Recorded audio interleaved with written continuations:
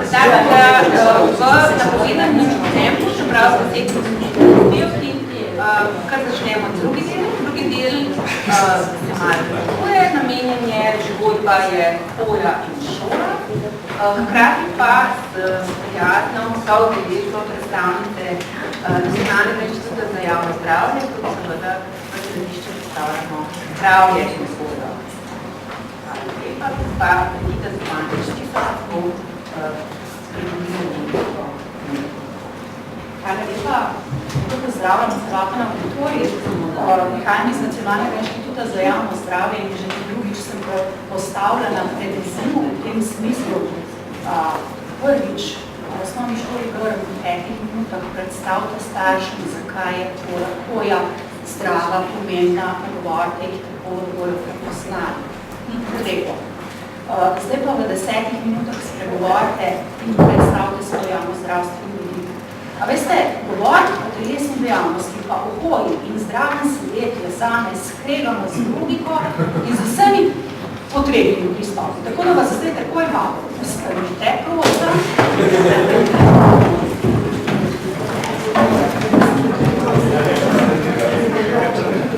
Jaz sama zelo rada pripravim predavanje, tako da sledimo določenim vidikom, poudarkom. Jaz upam, da me dobro slišite, če ne bom pa še malo zvišala svojo glasno, se jo znam. Poglejte, mnogokrat pri hoji pozabljamo na pomembne vidike, na katere bi jaz rada danes opozorila kot javno zdravstvenik. Pred vami imam eno zelo kratko anketo. Ne gledajte, kaj vaše kolegi delajo, ali so se usedeli, ali so ostali. To ni pomembno. Odgovarjajte na vprašanje, tako kot vi mislite in potem znotraj tega, kar bom v nadaljevanju povedala, preverjajte, a je vaše znanje bilo pravilno, ali ni bilo pravilno. Niti in resnice o telesni dejavnosti. Prosim, da ostanete vsi tisti, ki menite, da je odgovor na vprašanje da, vsi ostali se pa usedete. Vprašanje pa je, vem, kaj je predpogoj zdrave telesne dejavnosti. Če veste, stojite, če ne veste, se usedete. Bom vsak gleda, a je predno nadaljevanje. Moje predavanje. Dobro, gremo naprej. Torej, glede na to, da smo omejeno na 10 minut, gremo naprej. Zamojenega nikoli ne doknadimo, ko govorimo o telesni dejavnosti in hoji. Da stojimo, ne sedimo. Naprej. Objektivno znam izmeriti svojo telesno dejavnost. Da, stojim, ne, sedim. Gremo naprej. Telesno dejavnost otrok podcenjujemo. Da, stojim, ne, podcenjujemo. Gremo naprej. Sedenje nas hitreje stara kot hoja. Da, stojim, ne, sedim. Gremo naprej. Poznam vse elemente hoje. Da stojim, ne, sedim. Še naprej. Imam dva zdravnika, svojo levo in desno nogo. Da stojim in ne. Hvala vam, zdaj se pa lepo sedem. Namesto, da vam štejem vaje, ker sem v osnovi en mojih izobrazbe tudi diplomirana fizioterapeutka, sem vas tole malo razgibala. Pa mislim, da nič ne bodo po tisti pavzi prej. Vem, kaj je predpogoj zdrave telesne dejavnosti. Samo preletela bom. Tisti, ki hočete malo bolj natančno razlago, vas vabim 19. v Kočevje, kjer bo nacionalni posvet o evropskem gibju mobilnosti, takrat bom malo več spregovorila o tem. Torej, kaj je predpogoj zdrave telesne dejavnosti? Počite. Najprej počite. Čas, v katerem se naše telo regenerira in spočije in pripravi na telesno dejavnost, v kateri se bo zgodilo vse to, kar mi želimo. Torej, več različnih priporočil je, ki so osnova o tem, koliko počitka človek potrebuje in odrasli dnevno več kot 7 ur počitka, ker smo cirkadiana bitja, naj bi bil to počitek med 10. zvečer in 6. zjutraj. V tem času poteka najboljša regeneracija in to je najboljša anti-aging terapija. Naši otroci potrebujejo še bistveno več počitka. Če pogledate tele, se opravičujem, je pa malo narobe, napisana, če pogledate recimo od 11 do 14 ur počitka 1 do 2 letnik, v času osnovne šole otroci 8 do 10 ur, mlajši 9 do 12 ur. Kaj kažejo raziskave? Jaz sem reči zgrožena, ko sem prebrala tole raziskavo, ki je bila v Science and Technology objavljena, skrb vzbujajoči podatek, da se je Slovenija uvrstila na predzadnje mesto od 44 držav in sicer na podlagi prisotnosti ljudi na internetu so to testirali in da spijo samo še Japonci. Zelo dobro izpolnjujemo prvi predpogoj zdrave telesne dejavnosti. Pojdimo naprej. Zamujenega nikoli ne nadoknadimo. Ja, pravzaprav je to res. Starši, helikopterski starši radi rečemo, svojim otrokom mnogokrat ne hote v želji, da bi jih zavarovali pred nesrečami. Jemljeno pravico do tega, da sami pridejo do določenih izkušenj. Da se sami naučijo, kako past in kako paziti na glavo pri padcu. Tega starši ne moramo narediti na mesto svojih otrok. Ampak jim moramo zaupati, da si bojo to znali pravzaprav sami naučiti. Tale je zelo zanimiva raziskava, ki je bila predstavljena na fakulteti za šport, dr. Starc jo je predstavljal, mene je zelo nagovorila, predvsem zato, ker kaže na to medgeneracijsko razliko, kaj se nam dogaja, kako zgubljamo, kako vsaka nova generacija zgublja, kar namreč je iz, torej, kot veste, se v vsaki osnovni in srednji šoli izpolnjuje športni karton. V tem športnem kartonu je množica krasnih podatkov, iz katerih lahko jemljamo v resnici dobro osnovo in raziskave in poglede tudi javnozdravstveniki in radi se opiramo na to. Tukaj je recimo predstavljen gibalni prostor. Poglejte, predstavljene so 4 generacije. Babica je zeleno označena, je v času svojega otroštva spoznavala takle rajon okoli svojega doma, hodila je v mlin, hodila je peš do vseh svojih znancev in to je normalno.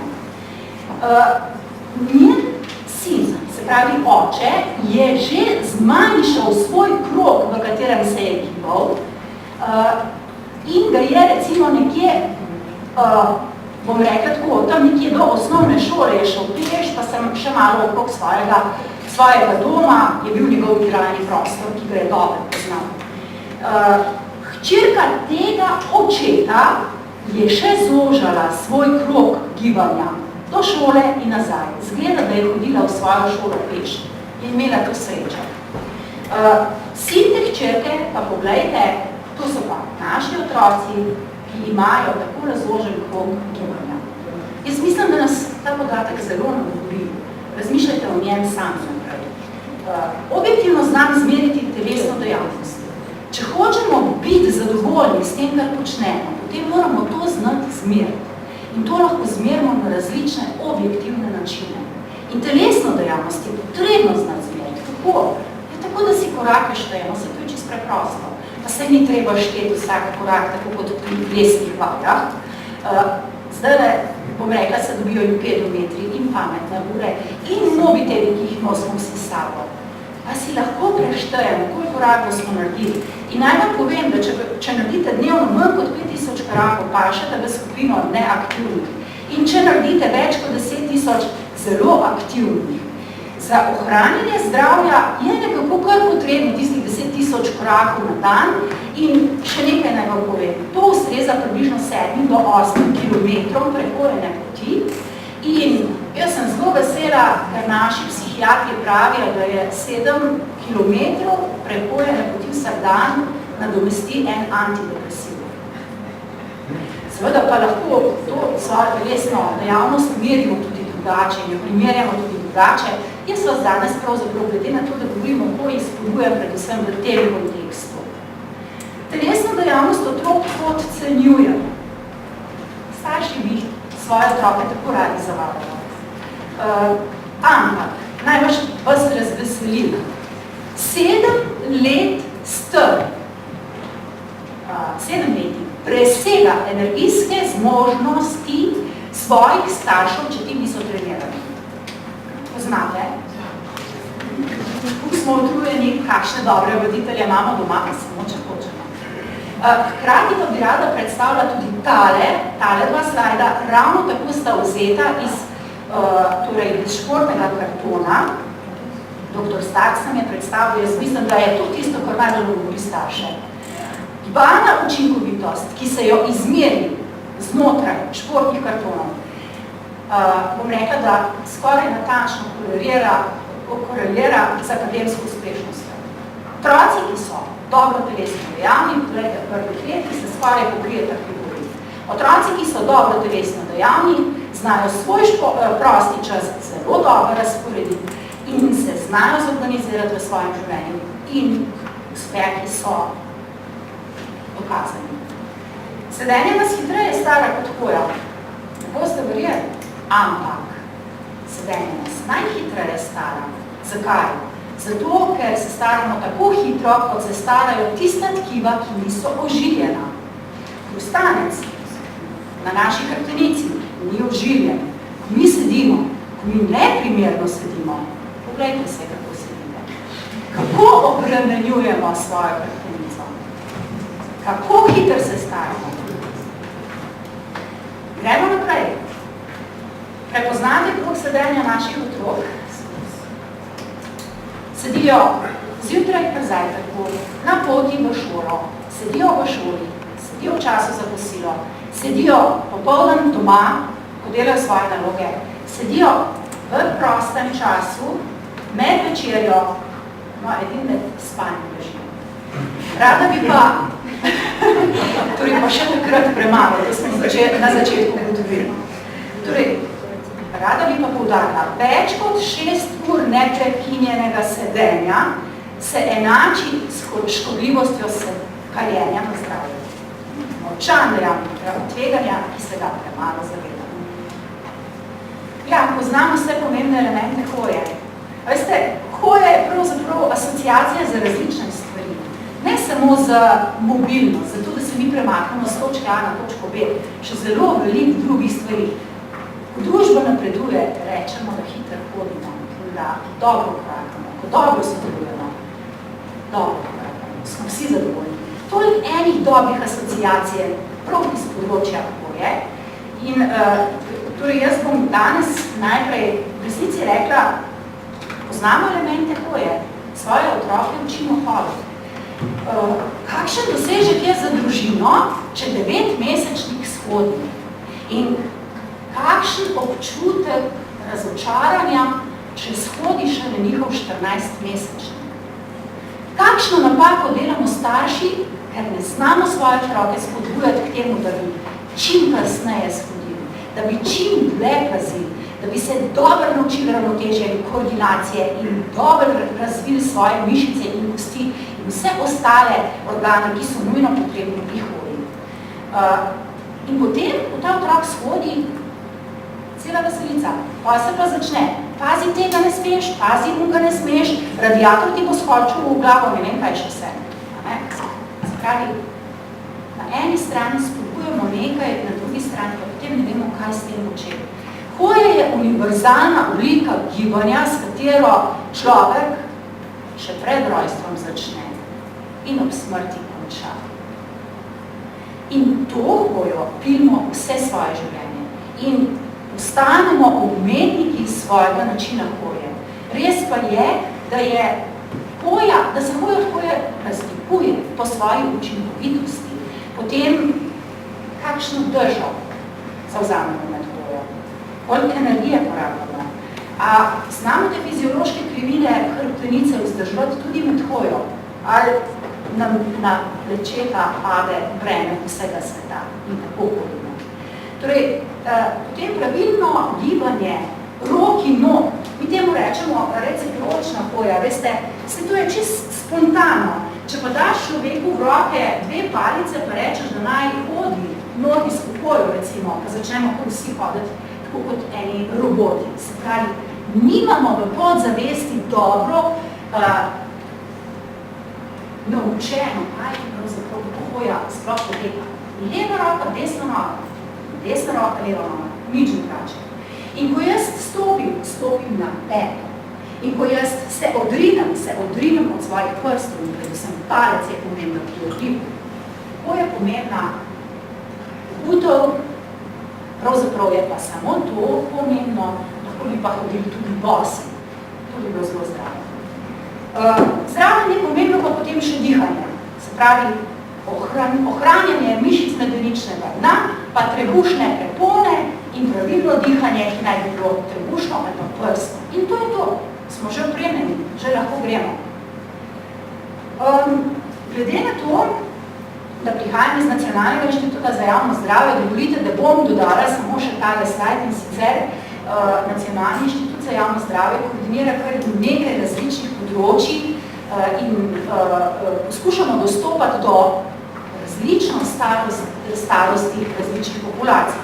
Se pravi, rada bi omenila zdravje v vrtcu, kjer podobne vsebine s spodbujanjem zdrave telesne dejavnosti prenašamo na nivo otrok v vrtcu. Rada bi omenila koncept zdravih šol. Celotna mreža zdravih šol v naši regiji je 38 osnovnih šol, ki so zdrave, to bom pokazala potem naprej, in tudi osnovna šola Grm, v kateri je projekt, ki bo predstavljen, pravzaprav potekal, je zdrava šola. Potem so pa tle še tista okolja, kjer delovni ljudje poskušamo udejanjati svoje zdravje, zdravi na kvadrat, čili na delo. In še bi lahko naštevala veliko teh področij, se pravi, ves čas poskušamo prihajati v stik s tem, da ali preko strokovnih sodelavcev iz mreže javnega zdravja, ki so zaposleni v zdravstvenih domovih, ali pa preko pedagoških delavcev, ki so zaposleni v različnih vzgojno-izobraževalnih zavodih, dostopamo z vsebinami zdravih izbir, ki se nanašajo točno na to starost, na katero apeliramo. Torej, zdrave šole so doživele do zdaj že 5 krogov, 5 širitev. V zdravstveni regiji Novo mesto imamo, kot sem rekla, skupaj 38 šol, 34 je sicer osnovnih šol, 3 srednje šole so vključene in en dijaški dom. Čist tako za eno informacijo. Imam 2 zdravnika svojo levo in desno nogo. A jo res imamo? Danes popoldan, ko boste imeli dovolj časa za samogovore, se morda v enem delčku spomnite, kaj sem vam razlagala. Pa zračunajte, koliko ur na dan presedite. In zračunajte, koliko časa hodite. No, tole pa še ena raziskava, ki bi jo rada čisto za konec, tole finale pravzaprav predstavlja. Gre pa namreč za to, kaj se dogaja v naših možganih v času razvoja človeka. Tukaj so predstavljeni možgani mladega človeka, ki je sicer desničar, kar pomeni, da je njegova leva hemisfera malo bolj razvita, več jeder je aktivnih, normalno, in manj na desni. In kaj se zgodi s starostjo? Kar naenkrat začnejo ugašati številna jedra po možganih na levi in se prižigati tudi na desni strani. Kako hitri mislici smo, je odvisno tudi od tem, kakšne povezave si ustvarjamo med levo in desno hemisfero. Zame je bil pa pomemben podatek, da ljudje, ki so v vse svoje življenje resno dejavni, ohranjajo ta svoja jedra v levi hemisferi. In da je tudi pri starejših, ki so bili vse življenje telesno dejavni, veliko več aktivnih jeder v tej levi hemisferi, če so desničari. Torej, jaz se vam lepo zahvaljujem, upam, da nisem pomembno prestopila svojega časa, sem se trudila. Če jim hoče kakšno vprašanje, sem pa na voljo.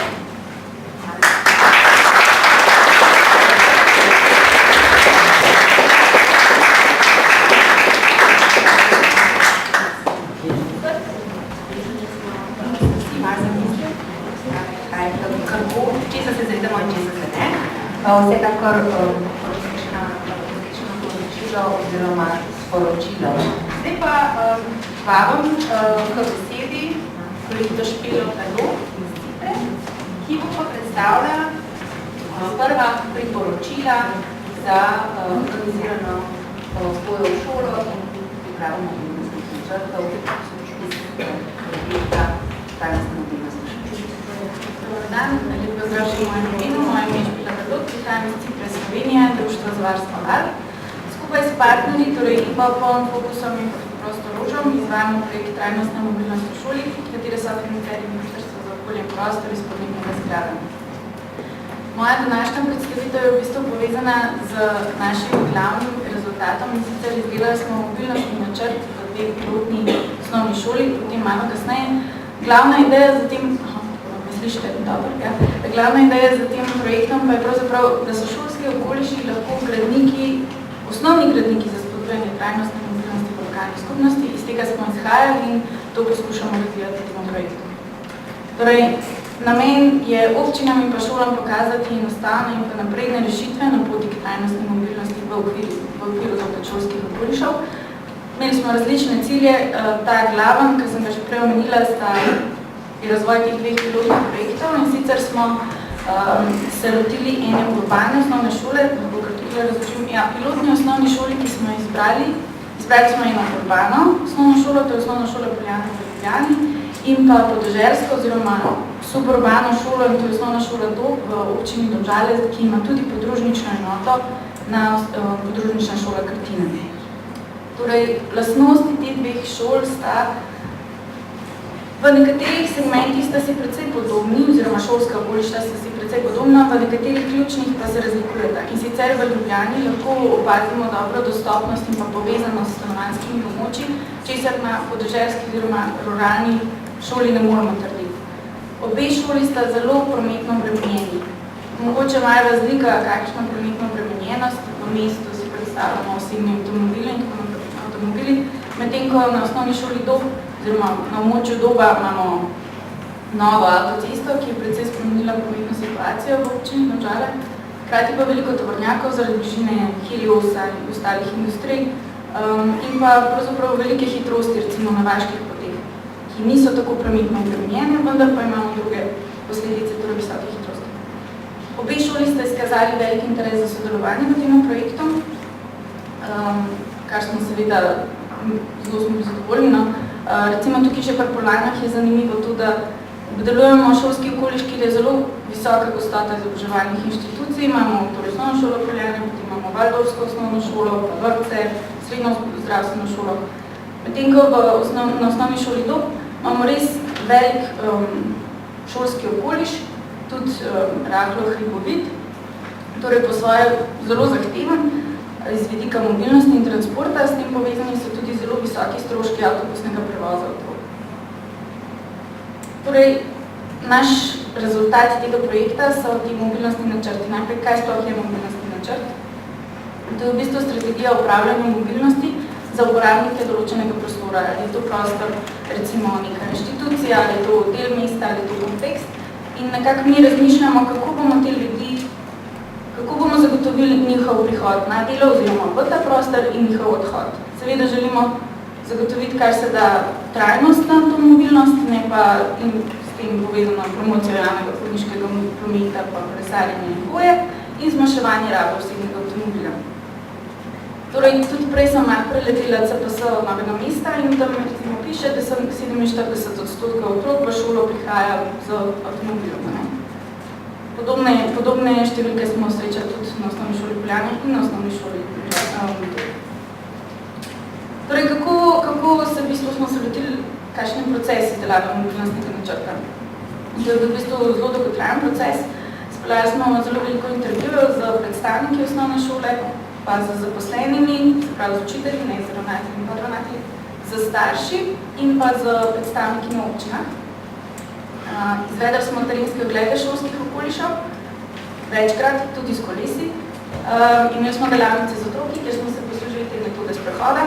Razkazala se je zelo pozitivno, otroci so pokazali, ki se počutijo ogrožene, pokazali so celo neke poti, ki jih odrasli nismo prepoznali kot pomembne ali pa potencialne, za njih so pa zelo ljube. Imeli smo tudi delavnico z lokalno skupnostjo, pa starši in zaposlenimi, kjer smo zopet jih prosili, da oni povejo, prepoznajo njihovo problematiko, v lokalnem okolju in tako naprej. Štiri smo promet, povabili smo celo prostovoljce iz lokalne skupnosti, da smo pomagali pri štetju prometa in pa naredili smo tudi anketo za zaposlene, kjer so odgovarjali od tega, kako prihajajo na delovno mesto, pa recimo kakšen menijo, da imajo vpliv na spremembe potovalnih navad učencev, pa zaposlenih in tako naprej. No in potem v bistvu vsi ti podatki so nam bili osnova za analizo obeh šolskih okolišev in nadaljne izdelavo ukrepov. Ukrepe smo razdelili na 4. Prvi recimo so organizacijski ukrepi, tukaj bom samo nekaj jih navedla, niti se ne bom spuščala podrobneje, v katerem pilotnem območju smo katerega predlagali, tako da približno razumete. Torej, glede na to, tukaj imate grafikon, tukaj je model split, torej način prihoda zaposlenih v osnovno šolo dob, s tem, da več kot 45% oziroma tam nekaj nisem čisto prepisala za številko, prihaja iz Ljubljanske urbane regije, 35 pa iz občine Domžale. No in od tega jih več kot 80% prihaja z avtomobilom na delovno mesto. To je kar veliko. No, mislim, občina Domžale je sicer velika, vendar ni tako velika. Potem, recimo, zakaj je pomembna ta racionalizacija avtomobilskih potovanj, je torej ta model split. Ukrepi so pa recimo spodbujanje sopotništva, nek interni prevozi.org, torej sem iz Lukovice, peljem, pojdi z menoj. So uporaba šolskega avtobusa za prevoz zaposlenih. Namreč to je trenutno zakonsko onemogočeno, vendar bi bilo pač zanimivo, da bi se lahko zaposleni oziroma recimo dijaki in drugi posluževali tudi šolskega avtobusa, tem, kjer javnega potniškega prometa ni. To je recimo na podeželski šoli smo se s tem spoznavali. Potem recimo uvedba šolskega kolesa, zopet imamo 2 šoli, dob in pa podružnično šolo, učitelji med tema 2 šolama migrirajo z avtomobilom, namesto recimo lahko bi s kolesom. Potem vozni redi za vžep, pa dan za korak in kolo. Recimo tudi ureditev parkirišč za skiroje in kolesa, tukaj je ena dobra praksa pravzaprav iz skiro parkirišče na osnovni šoli Poljane, vidite, da je to zelo urejeno in lično ter zelo obremenjeno. Potem po infrastrukturni ukrepi, v bistvu to je bilo skoraj najtežje in sicer pač zopet ta analiza nam je dala zelo veliko vsebine, da smo si sploh upali zarisati kakršenkoli ukrep na karti. V bistvu smo se osredotočili na to, da je nekako v radiju daljnosti 5 km, ker ima to največji vpliv na trajnostni prihod otrok v šolo. Torej lahko bo pešačev in kolesarjev nekje do 4 do 5 km še sprejemljivo. Tako da recimo smo, to je karta za osnovno šolo dob, risali smo od recimo skupnega prostora v osnovni šoli dob pa umiritve hitrosti na 30 km za celotno mesto, zapore, ceste, kolesarski povezav, razno. Recimo tukaj smo enosmerno cesto v bližini osnovne šole, te podružnične šole, v časovnem intervalu, pa tako pač razno ukrepe. No, te ukrepe smo pravzaprav bomo še predstavili v septembru v Evropskem tednu mobilnosti, tudi lokalne skupnosti, pa z občino se bomo dobili, da nekako se te ukrepe tudi malo predebatira, ugotovijo, je to za lokalno skupnost sprejemljivo ali ni, ta korak nas še čaka. No, potem promocijski in izobraževalni ukrepi. Tukaj smo se v bistvu, je prišlo iz šole zelo zanimiva ideja in sicer obljubili so, da bodo na kakršnokoli vabilo, ki pride iz strani šole, dali zaznambo ali pa povabili, da naj pridejo v šolo trajnostno. Torej, na govorilne ure, na roditeljske sestanke, na zaključni nastop, balet, karkoli, trajnostno. Potem uvedba zavitka na spletni strani osnovne šole, torej aktivno v šolo, kjer bojo zbrani vsi ukrepi in pa predlogi za zaposlene, pa za učitelje in starše, kako v bistvu do šole pride trajnostno, pa zakaj to sploh počnemo, kje je varno kolesarjenje, kako varno kolesarjenje.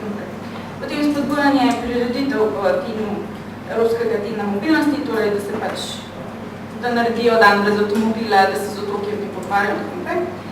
Glede na to, da so učitelji izrazili veliko zaupanje v to, da imajo vpliv na spremembe potovalnih navad, smo predvideli tudi izobraževanje za učitelje, torej zakaj je pomembno gibanje, zakaj je pomembno aktiven prihod v šolo, kako učencem v bistvu te vsebine med pri pouku in pa staršem tudi naprej podajati in razlagati.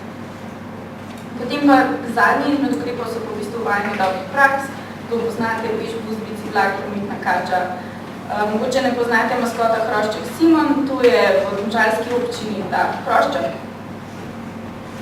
Ja?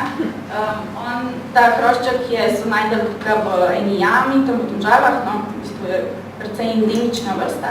In ja, no, v bistvu on je neka tradicionalna maskota tudi za prvošolčke, prinese in pobarvanke, razlaga o varnem poti v šolo in tako naprej, tak pozitiven lik, ki je povezan s pomenom. Zdaj pa orodja priporočila in spoznanja.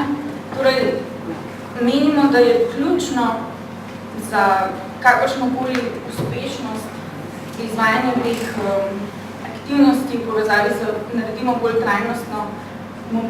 trajnostni mobilnosti prijazne šolske okoliše, torej zelo globoka analiza šolskega okoliša, torej res sodelovanje s čim več deležniki. Opazili smo, da smo mogoče še premalo sodelovali z lokalno skupnostjo, pa z občino. Potem zelo ključno se nam je zdelo določanje in pa strinjanje z zastavljenimi cilji, torej kako bomo spremenili model sprit trenutnih učencev, zaposlenih in kaj lahko naredimo tako na ta dialog, ki bi mogoče še celo malo premalo podkrepljen. Potem sodelovanje lokalne skupnosti, šole in pa občine, torej krajevne skupnosti, šole in občine, ključno za uspešno implementacijo ukrepov. Potem na območjih, ki so podhranjena z javnim potniškim prometom, bi šolski prevoz omogočil transport tudi drugim udeležencem, to se nam je zdela ena taka zanimivo spoznanje. No? Za pešačenje in kolesarjenje se učenci, starši in zaposleni ne odločajo zaradi pomanjkanja varnosti, ki pa ni nujno povezana s pomanjkanjem infrastrukture, temveč tudi z kulturo voznikov.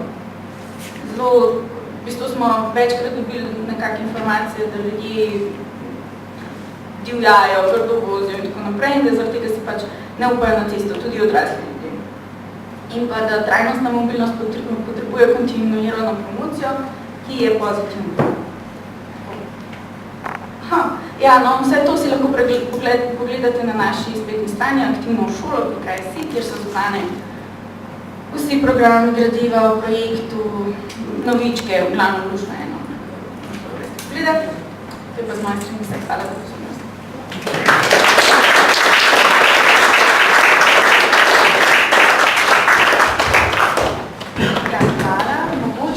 Ena beseda o tem, kako smo pravzaprav iz te naše splošne teme prišli na šole in zakaj šole. Zdaj ste že nekako zaslutili, da je šola pravzaprav en tak idealen medij v več ozirih. Po eni strani nas je gospa z ministrstva, z Nacionalnega inštituta za javno zdravje lepo opozorila, kako smo premalo pozorni na telesno dejavnost naših otrok, po drugi strani je pa šolsko okolje simpatično, ker na en tak dosti fin način dosežemo odraslo in otroško populacijo. Skratka, vplivamo na tiste, ki še razvijajo bivalne ali pa življenjske navade in na tiste, ki že imamo ene ukoreninjene navade, se raje še vsedemo v avto, ker je hitreje bolj praktično. In ta vzajemnost, namreč to ne vpliva samo na zaposlene in otroke, pa vpliva tudi na starše. Tudi starši se skozi tak projekt zavejo, da mogoče pa bi se dalo drugače in pravzaprav dosežemo hitro želene cilje, ali hitreje. Res pa je, kot je bilo tudi zdaj zaslutati, da te prvi hitri odzivi najbolj navdušenih seveda so preprosto dosegljivi, te bolj koreniti premiki so pa seveda povezani tudi s tem, da se z lokalno skupnostjo pogovorimo o tem, da poti v šolo postanejo res važne in da dobro organiziramo pot v šolo, posebej teh mlajših otrok, ki tako spremstvo še potrebujejo. Zdaj pa vabim k besedi, da bomo slišali, kako pa to gleda ta organizirana pot v šolo, predstavnica osnovne šole Grm. Ne? Nova Gorica. Nova Gorica pripadnica nakazana. Kar izvolite. Najprej predstavnica mestne občine Nova Gorica, kako je to potekalo v Novi Gorici, potem pa za njo še osnovna šola Grm iz Novega mesta ste opovedali.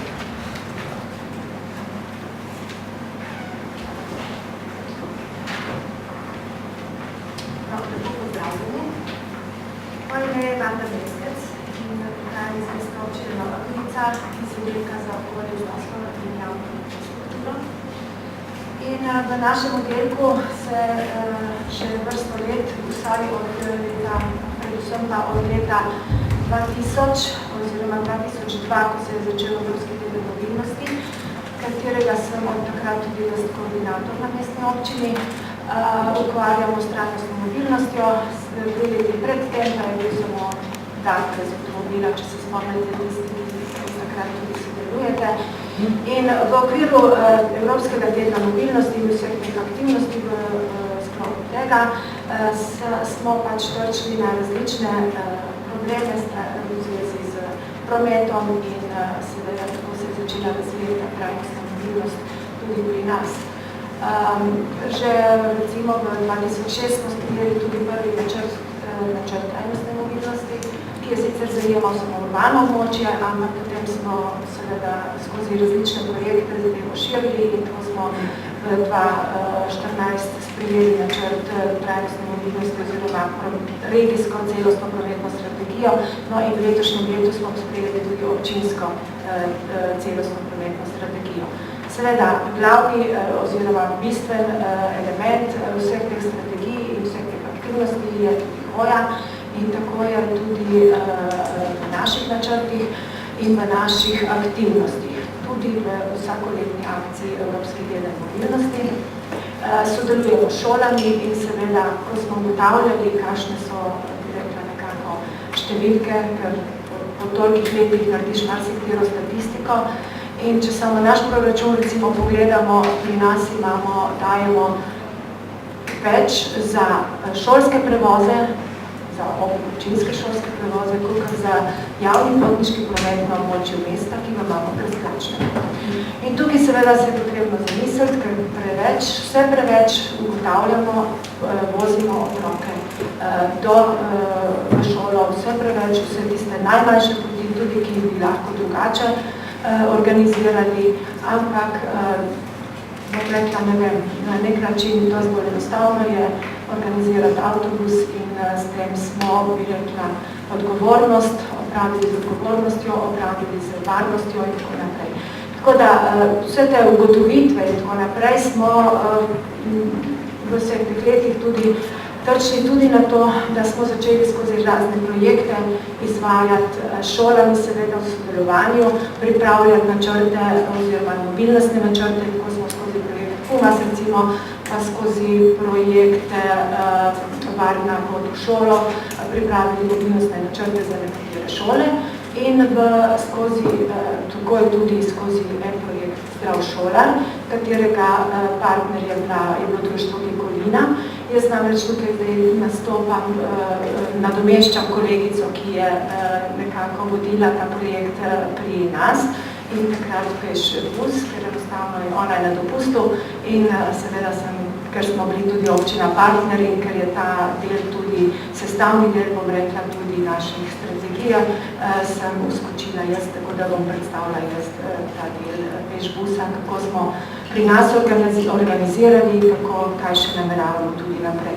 No, to je bil en tak uvod, ki se mi je zdaj potreben, da pač, ker enostavno mogoče smo tukaj izbrani tudi z drugih koncev in mestne občine Nova Gorica mogoče še toliko ne poznate. Jaz sem tam zadaj dala tudi te brošurce, tako da ki smo jih pripravili v okviru tudi tega projekta. To je informacija v zvezi s tem, kaj je peš bus. To je predvsem koristni material, ki ga potem na teh sestankih, ki jih imamo v šolah, tudi z starši zavez domov in za pogledati, da se bolj recimo za te pride enostavno ugotoviš, kaj to je, čeprav že samo beseda prosto pove. No, pa gremo zdaj na to. Jaz bom nekatere slajde, ker je to pripravljeno tudi za obravnavo na starši in šolami in na drugih zadevah, bom nekatere slajde bolj preletela, nekatere bomo se malo več ustavili, tako da gremo naprej. Kaj je pešbus? To se pravi, ta brošurca je od zadaj, ki smo jo pripravili, jo samo povzemam. Se pravi, to je organizirano spremljanje otrok v šolo, stalnim urnikom in rednim, na stalnih poteh in rednim urnikom. Deluje pa seveda tako, da skupinice otrok v spremstvu odraslih oseb potujejo v šolo. Otrok se pridruži na označeni postaji, seveda, ki je postaja označena s takimi tablami, in se nadaljuje do končne postaje šolskega dvorišča. Sodelujoči so pa tudi seveda bistveni so otroci, stari starši kot spremljevalci, drugi prostovoljci tudi kot spremljevalci, šola kot tisti pomemben element pri organizaciji, nevladne organizacije in seveda tudi lokalna skupnost.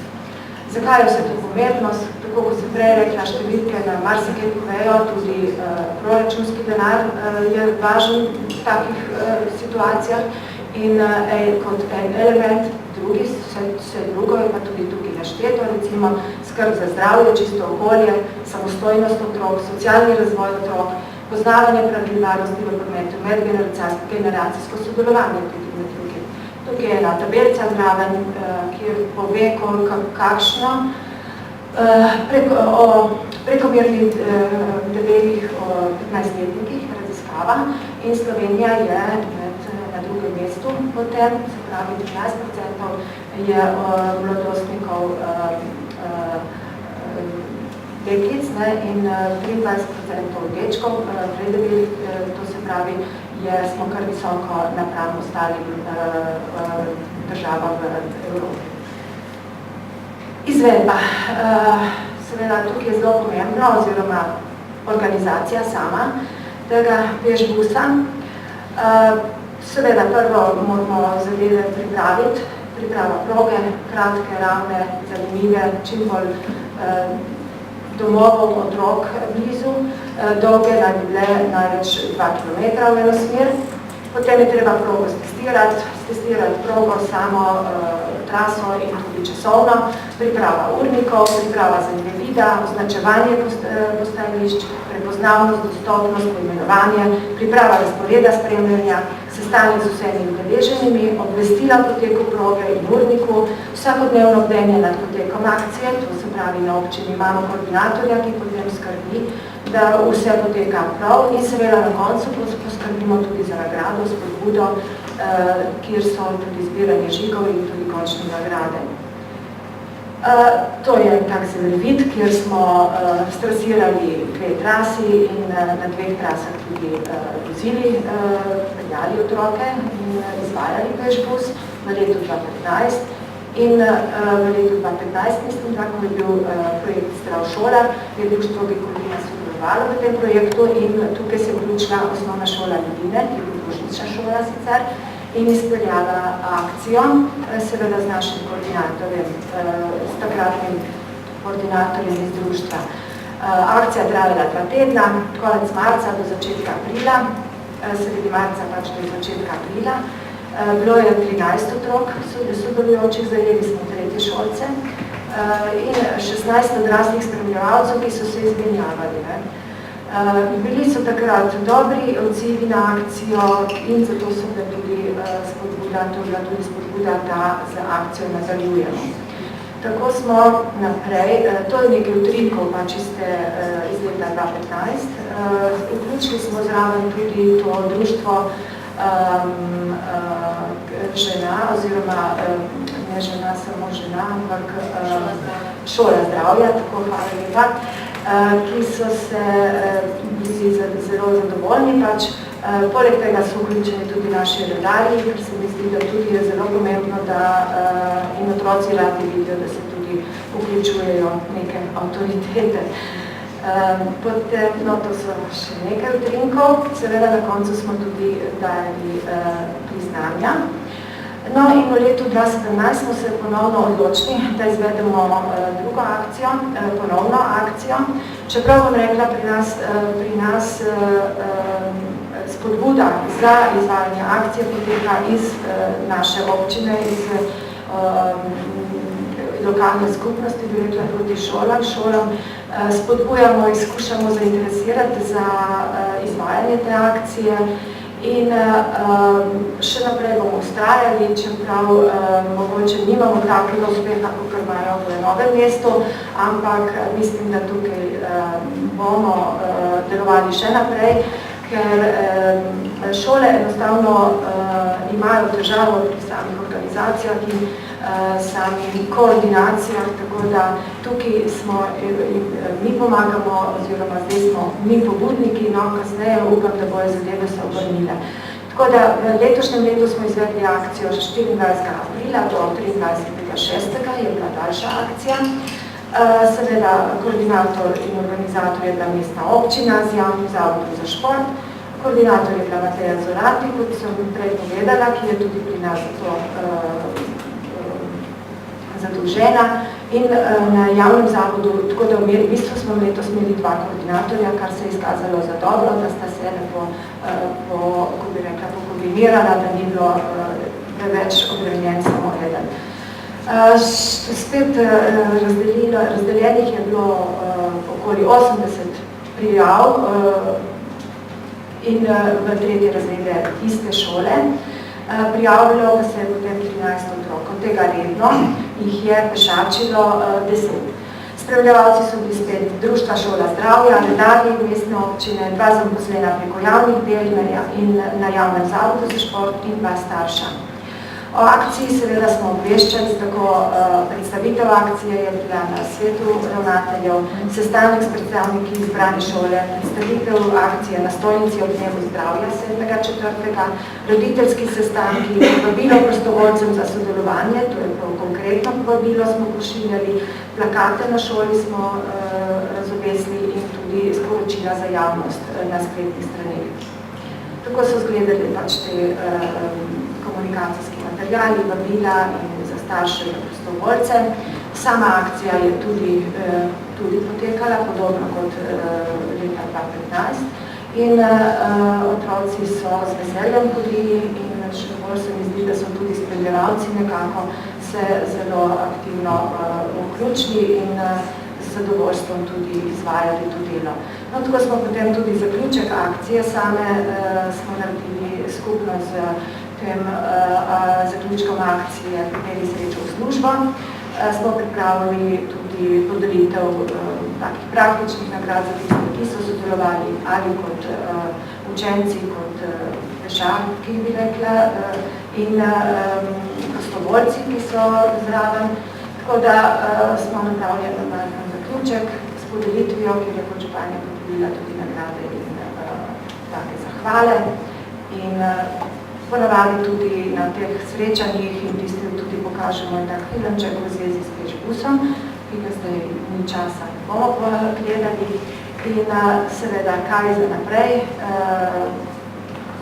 Ugotovili smo, da je to dvojno koordinatorstvo, kot sem že rekla, iz praktičnih razlogov smiselno in tukaj si želimo mogoče več sodelovanja, ne mogoče, ampak absolutno več sodelovanja strani osnovnih šol, tako da moram povedati, da smo letos za letošnje leto pridobili še eno šolo in mislim, da se bo zadeva letos razširila. Obveščanje, pomembno je, da se o akciji čim več obvešča na svetu ravnateljev, začnemo že naslednji teden in z natančnimi informacijami o vsem poteku za sodelujoče in seveda tukaj občina ima, daje, kar se tiče materijala in drugih navodil oziroma nasvetov vso podporo, dajemo vso podporo, tako da so šole imajo v lokalni skupnosti dosti dobro podporo. Prisotnost prav tako mediji izredno dobro podpirajo in pišejo o tej akciji.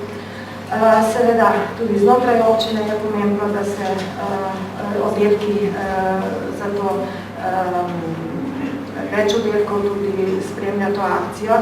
Še posebej sem rekla, so pomembni redarji, ki sodelujejo tudi in seveda bomo delali še naprej, da bomo akcijo spodbujali vsako leto in izvajali mogoče tudi celo leto.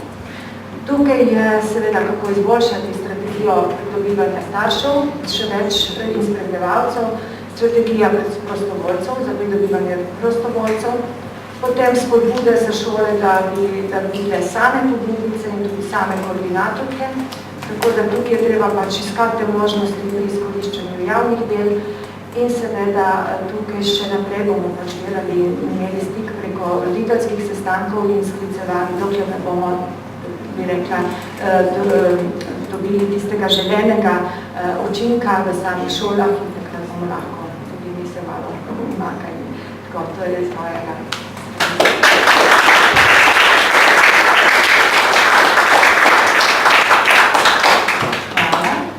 Zdaj pa še osnovna šola kar mesta.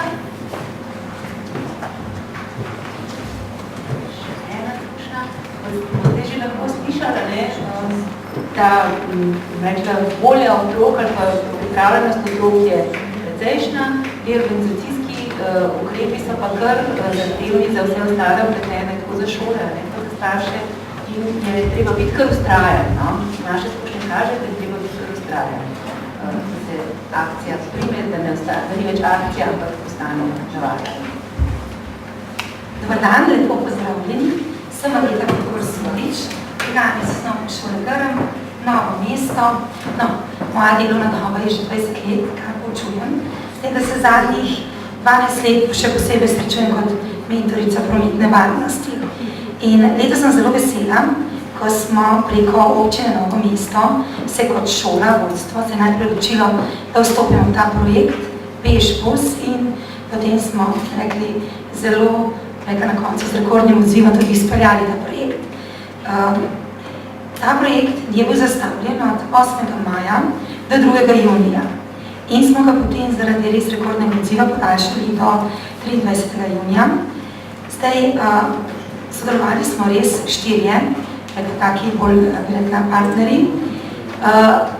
Tako kot je rekla gospa Vanda, vi ste prvi začeli na Novi Gorici in moram reči, da smo si zelo pomagali tudi z vašimi idejami, tudi bila sem na vodnih predstavitvah vaših. In zdaj, ko smo ugotavljali, kaj recimo potegne tudi to veliko količino otrok, veliko sodelovanje, je tukaj zelo pomembna ta komunikacija in sodelovanje. Zdaj, mi smo si zadali cilje. Vsaka šola ima kar precej raznih projektov in Pešbus je eden od takih, ki lahko jih več poveže. Od zdrave šole, kot je povedala gospa Brigita, do ekošole, zdrave šole. Skratka, zelo pomemben je, kot boste videli v nadaljevanju, je ta vidik socializacije. Na koncu smo pa tudi zelo vplivali na prometno situacijo okoli šole in zmanjšali gneče avtomobilov nekako tako od 50 do 60 avtomobilov. Mi smo izmed prometni krožek na šoli, tako da smo ta promet šteli prej in potem in moram reči, da se je zjutraj ta situacija kar precej poznala. Zelo pomemben ta ključ do uspeha je dobra komunikacija med vsemi deležniki, tako da med občino, ki bi rekla, da je ta res idejni vodja in nekako tudi financirati osnovne stvari, ta material, je potem pomembno, da imate nekoga na šoli, ki je neka vez med učitelji, med starši, med otroki, med vodstvom, tako da ta element je tule verjetno zelo ključni, se je pokazal. Tako da zelo pomembne so te načrtovane organizacije, ki pripravi prej, da se predstavi. To je kar ena taka dolgotrajna pot meseca, prej v učiteljskem zboru, svetu staršev, svetu zavoda. Tukaj je veliko naredilo tudi vodstvo, starši na roditeljskih sestankih. To je bila, tukaj piše MIAZ, gospa Brigita, je pokazala skoraj podobne slajde, kot so ti, samo se bolj orientirane otroke in na starše. In starše je zelo, bi rekla, ganilo, ko je rekla, da so ti uspehi zlatih maturantov zelo povezani z njihovo fizično aktivnostjo in da velikokrat zelo dobri uspešni športniki so dobri maturanti. In smo bili že po očeh, da je kar naenkrat že v občinstvu to doseglo tak odziv, No, skratka, res ta fizična aktivnost, zdravje in pa na koncu tudi uspešnost, povezava možganskih polovic, da je bilo ključno, se pravi, da je zdravje. Sedaj, jaz sem šla od 1.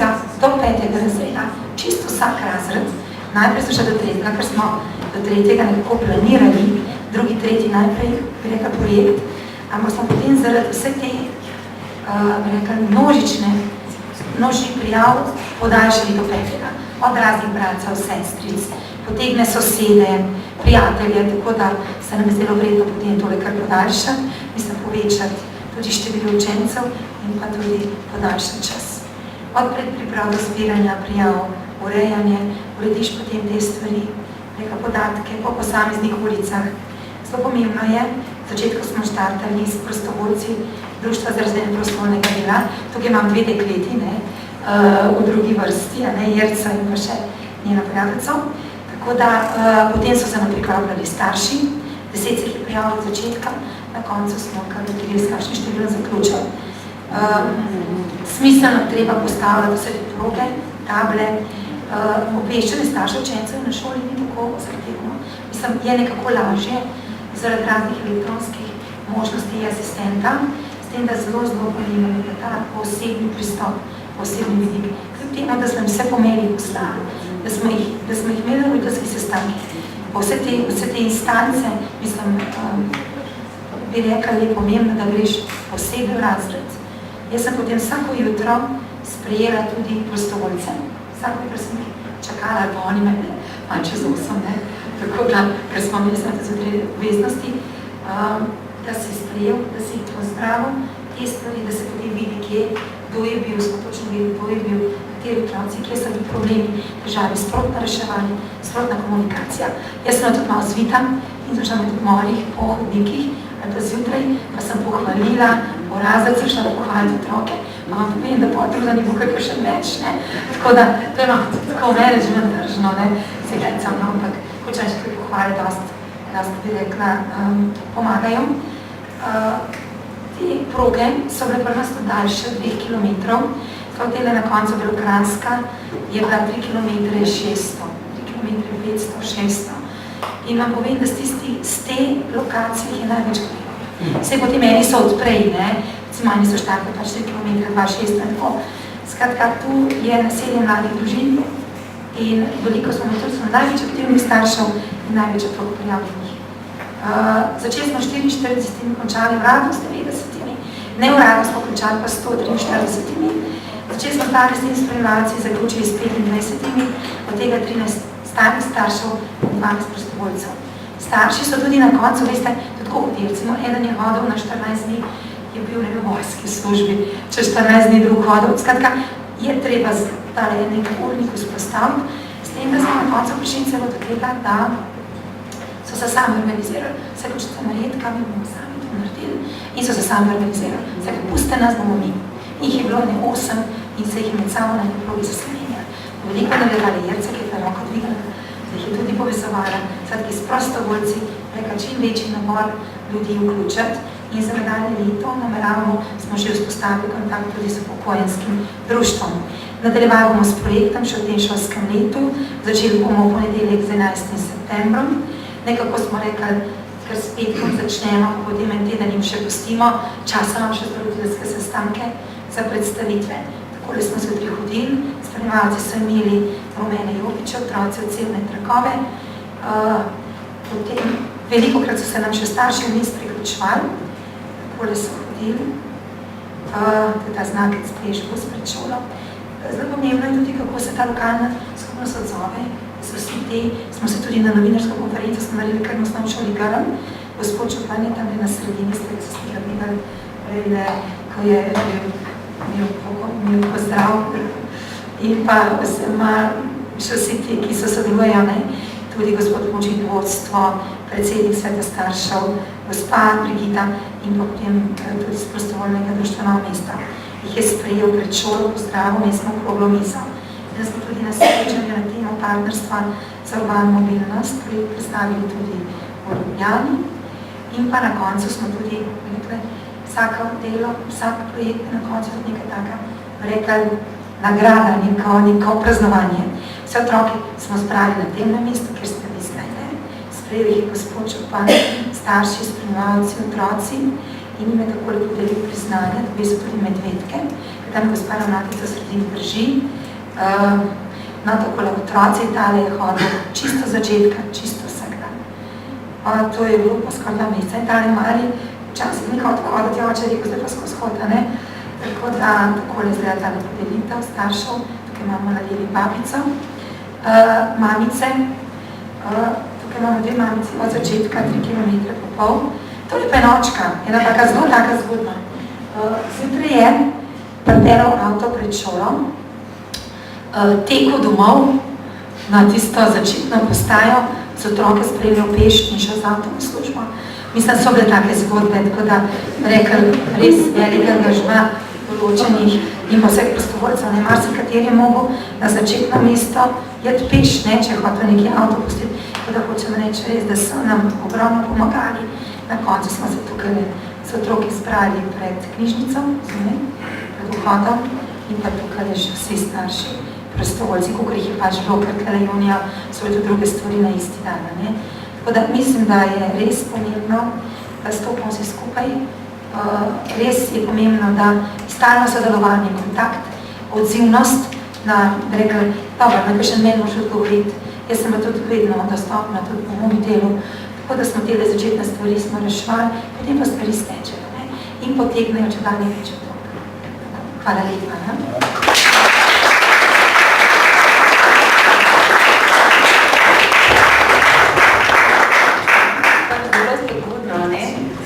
Zdaj pa imamo še eno gostjo z Zavoda za šolstvo, kjer pa prav tako prepoznavajo pomen dela na trajnostni mobilnosti v šolah in kaj pa nam odgleda profesionalno vas sporočajo od tam.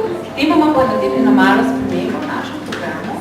Tele kave in odmora bomo ne bomo nudili, ker imamo nekaj odpovedi za 3. del in imamo samo še 2 predavanji kratki in bomo ga združili. Če mora kdo ven, pa nekaj skoči, zdaj že veste, kje je voda, veste za stvari, kje je toaleta in se napočim v zadnje besede. Kavo bomo pa obvizorili stoječo.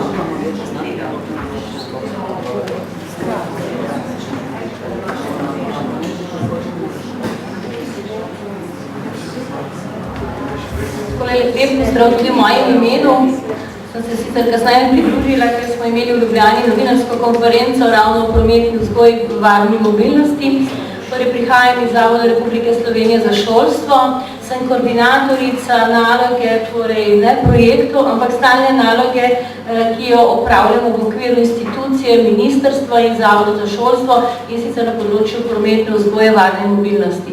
Moram reči, da ste nas primeri prehiteli, tih zdaj gledam, ko sem se priključila, pa vendar bi danes želela razmišljati z vami o tem, torej kaj pa na načelni ravni države, ker prihajam iz javne institucije, torej državne institucije, ker prihajam tudi in predstavljam tudi v okviru ministrstva nalogo, ker imamo nekako, bom rekla, izdelano strategijo, ki govori o tem, kako razvijati varno mobilnost, trajnostno mobilnost v vzgoji in izobraževanju. Moram reči, da tak strokovni posvet, torej v hoji je že konkreten, kot me veseli, pa vendarle na načelni ravni, na državni ravni v okviru vzgoje in izobraževanja, se pravi v vrtcih in naših osnovnih ter srednjih šolah, se zelo veliko dobrih stvari dogaja, kot ste danes slišali. Da ne moramo biti sami, je dokaz tukaj, da ste različne institucije, torej da se povezujemo, smo slišali, da sodelujemo, z vsemi je tudi ključno. Kar sem vas zelo na hitro slišala, kar sem se priključila, je pa, da v bistvu so to projekti, za katere si želimo, da ne bi bili projekti, ampak bi bila stalnica. To pomeni, da bi v naše šole v vrtcu peljali stalne aktivnosti, ki jih nekako preko projektov poskušate peljati in tudi so vam kot dokaz in primer do dobre prakse. Se pravi, na osnovi projektov, ki jih peljemo v državi, lahko peljemo sistemske rešitve, za kar si na Zavodu za šolstvo in ministrstvo prizadevamo. Torej, kje smo v naših institucijah na omenjenem področju? Tukaj, da imamo v naših učnih programih kar veliko vsebin in ciljev prometne vzgoje varne mobilnosti. Zelo, bom rekla, se usmerjamo tudi k temu, kar želi govoriti, zato sem rekla, da ste nas prehiteli, torej v smeri trajnostne mobilnosti. Izvajamo vzgojo in izobraževanje torej veliko vsebin, ki se nanašajo na otroke in tudi v vrstih seveda se to dotika staršev, pogosto, kar danes to omenjate. Imamo izdelane smernice za šolske poti, ki so zelo povezane z našo šolsko zakonodajo v osnovni šoli, ki pravi, da otrok, ki pač prihaja iz daljšega kraja kot 4 km ali 4 km ali je manj oddaljen kot 4 km, njegova pot nevarna, da se nekako organizira šolski prevozi. In kot smo danes slišali, gospa iz Nove Gorice je povedala, da občine več ne preživite tega finančno. Zato želimo obrniti zgodbo v smislu, da želimo, da naši otroci hodijo peš, hodijo po varnejših poteh, povsem nikoli niso varne, kot nam strokovnjaki to nekako dokazujejo, kar je res. In zelo pomembno, da mi otroke opolnomočimo in usposobimo učitelje. In zelo pomembno je, da imamo tudi mi na šolskem področju v osnovni šoli usposabljanje za vožnjo kolesa, kajti vsi otroci, ko dopolnijo 8 let, imajo pravico do kolesarskih izpitov. Šola pa jim to ponudi in seveda tudi izvaja. Vi, kot druge institucije, nevladne organizacije, prostovoljci in drugi deležniki sodelujete seveda z nami. Aktivnosti o preventivnih akcijah so vsako leto, ampak še vedno so te aktivnosti samo tedenske, mesečne. Pa vedno potem ob tem mesecu prometne varnosti ali dan brez avtomobila potem usahne ta dan in se zgodi spet enaka zgodba ali zelo podobna. Učitelji, mentori, ki jih poimenujemo, nekateri poimenujejo, koordinirajo delo na področju prometne vzgoje, varne mobilnosti v naših vrstih in šolah. Na vsaki šoli imamo sigurno enega takega, kot je naša Marjetka iz Grma in ostali, ki ste danes tukaj in jih ni. Sodelujemo starši, predvsem z vidika vrtcev, ko organizirajo vrtci, torej usposabljanja, delavnice in tudi seveda nekako usmerjajo promet, kje od otroka pripeljajo, kje ga odložijo, kje ga lahko nekako potem tudi počakajo. Vzgojni izobraževalni zavodi sodelujejo z lokalno skupnostjo, danes se tukaj zelo veliko in tudi širše in strokovne javnosti. Zelo pomembno je, da sodelujemo s policijo. Danes je minister Gašperšič na novinarski konferenci v Ljubljani, s katerim so tudi bila in tudi naša ministrica bila, je povedal, da si bomo prizadevali, da bomo skupaj združili tisto, kar si želimo, da bi bilo čim manj otrok, predvsem poškodovani, mrtvi, da ne rečem, ker nekaj imamo statistike, ko imamo črne statistike naših otrok in zato si želimo tudi v naših šolskih prostorih, vrtčevskih vizijo nič. Tole je zakon, o katerem sem govorila, torej prevozi otrok, obrnena zgodba, ne zaradi samo finančne problematike občin in občinskih proračunov, ampak tudi zaradi zdravega načina življenja in temu rečemo trajnostna mobilnost. Kako mi v šolah od prometne vzgoje k varni mobilnosti do trajnostne mobilnosti danes razmišljamo v prihodnje? Torej, danes je začetek šolskega leta, danes so ravnatelji in učitelji, ravnatelji danes na Brdu govorijo o prometni vzgoji. Učitelji so vstopili v šolo, kjer govorijo o šolskih poteh, kjer govorijo o roditeljskih sestankih, kjer bodo predstavili staršem. Danes govorimo o tem, da jo bomo imeli 1. septembra 21.850 prvošolčkov, za katere moramo poskrbeti tudi v slovenskem prostoru, seveda in tudi v tem regijskem prostoru. In ta družbena vrednota, ki nas nekako pelje do tega, je, rečemo, vzgoja. Šola ni edini prostor za vzgojo in izobraževanje, je pa velik prostor o podpori staršev in ostalih deležnikov, kot omenjate. In zelo pomembno je ozaveščanje, ne samo v šoli, ko se mora naučiti, pa ga učitelj oceni, ne za oceno, ampak za življenje in vzgojo. In vse to, kar je stalno ozaveščanje zapisanega, rečemo temu trajnostno mobilnost, in mi se danes to vse to poimenovali in dali v to zgodbo. In zelo pomembno je, da smo v strategiji, ki je dokument na državni ravni, torej strategija prometne vzgoje in prometne kulture, vzgoje in izobraževanja, ki jo imamo do leta 2020 zapisali, da ustvarimo otrokom boljši svet. Torej, ne samo v smislu materialnih dobrin, ampak tudi v smislu varnosti. Kam si želimo? Spodbujamo gibanje. Mi bomo imeli izobraževanje, kjer bomo govorili o trajnostni mobilnosti, povabili tudi nekaj primerov dobre prakse, ki sem jih danes prepoznala, da boste pokazali, kaj se da in kaj je že tistega, kar je narejenega.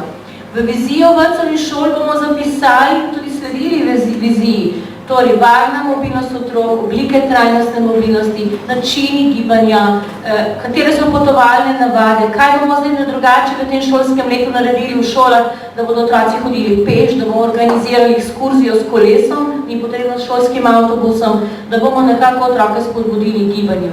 Zgledi spodbude poslušamo vsak dan. Zaupanje v otroka. Včasih starši zelo neradi pustite svojega otroka, prej ne vem, če je že pripravljen. Torej, učimo ga tega in ga na to navajamo. Več aktivnosti v srednjih šolah je ravno danes gospod minister zelo bil vesel, ko smo jim predstavili načrt aktivnosti za srednje šole, za prve letnike dijakov srednjih šol, bodi si poklicne ali srednješolske ali gimnazije in druge strokovne šole. Se pravi, tam je problematika in tematika druga, hitrost, alkohol, droga in tako naprej. Se pravi, bomo spodbudili mlade, da bodo mladi za mlade pripravljali razne klube, aktivnosti, kjer se bodo mladi dijaki o tem pogovarjali in tudi nekako govorili vzorniki drugim, morda tisti, ki niso najbolj na tem mestu. Dolgoročno ozaveščanje sem omenjala tudi v smislu strokovnega dela učiteljev, svetovalne službe ravnateljev. Tukaj imajo ključno vlogo ravnatelji, danes smo jim na Brdu položili na srce, da to je zelo pomembna vloga tudi ravnateljev, ne samo staršev ali učiteljev.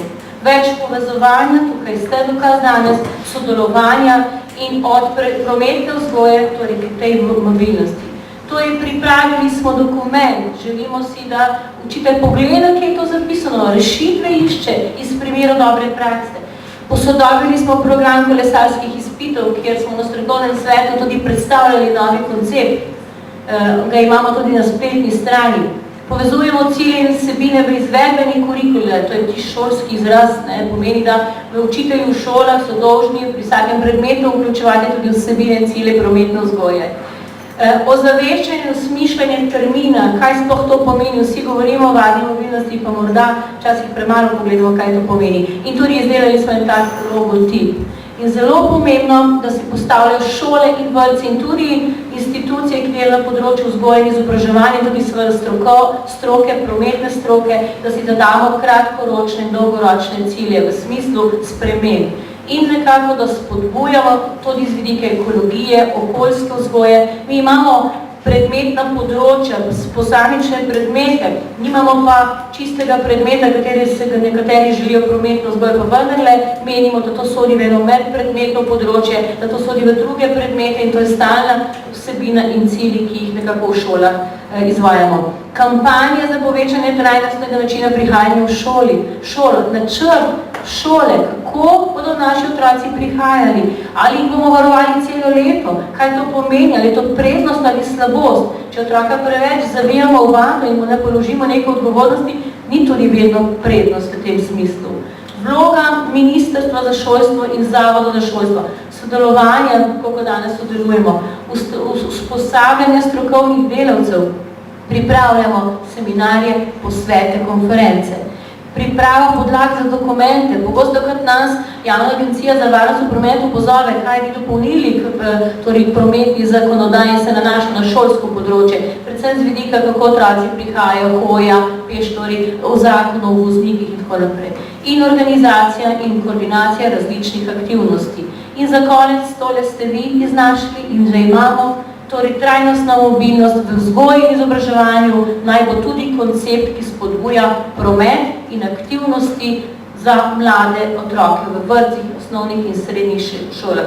Z namenom, da nekako prihajajo otroci v šolo, peš, otroci kot pešci, že v vrtcu, kot kolesarji od 2. triletja dalje, ko otrok odpravi kolesarski izpit, seveda z javnim avtobusom, z mestnim avtobusom, s pešbusom, ki smo ga danes slišali, z namenom, da otroci živijo zdravo in nekako so tudi v okolje vključeni. Toliko z moje strani. Hvala lepa.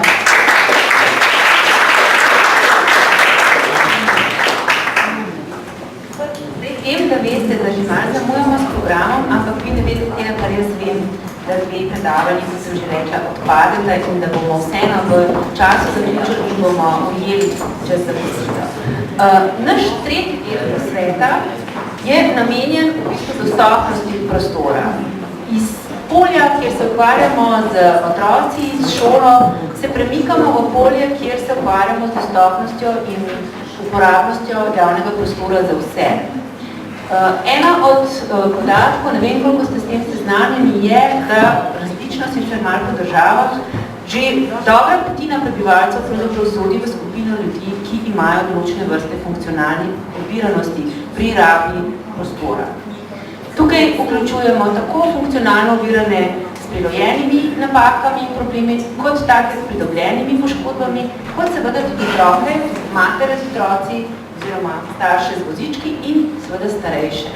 Zato ta populacijska skupina pravzaprav narašča, zato se tega problema žal še zdaj verjetno bistveno bolj zavedamo, kot smo se ga v preteklosti in zato ga tudi danes skušamo rahlo osvetliti. Žal sta se morala predstavnica Zveze društev invalidov Slovenije, ki vodi program Invalidom prijazna občina in pa predstavnik oziroma gost mestne občine Novo mesto, ki bi nam predstavil pogled starejših na rabo javnega prostora upravičen in bomo pač ta sklop rahlo skrajšali, še zmeraj pa mislim, da bomo slišali dve zanimivi izhodiščni predavanji za to pogledni razmislek. Prvo vabim k besedi gospod Pavli Koc z Ministrstva za okolje in prostor, kjer nam pripravljajo pač strateške dokumente na ravni države za povečanje dostopnosti prostora.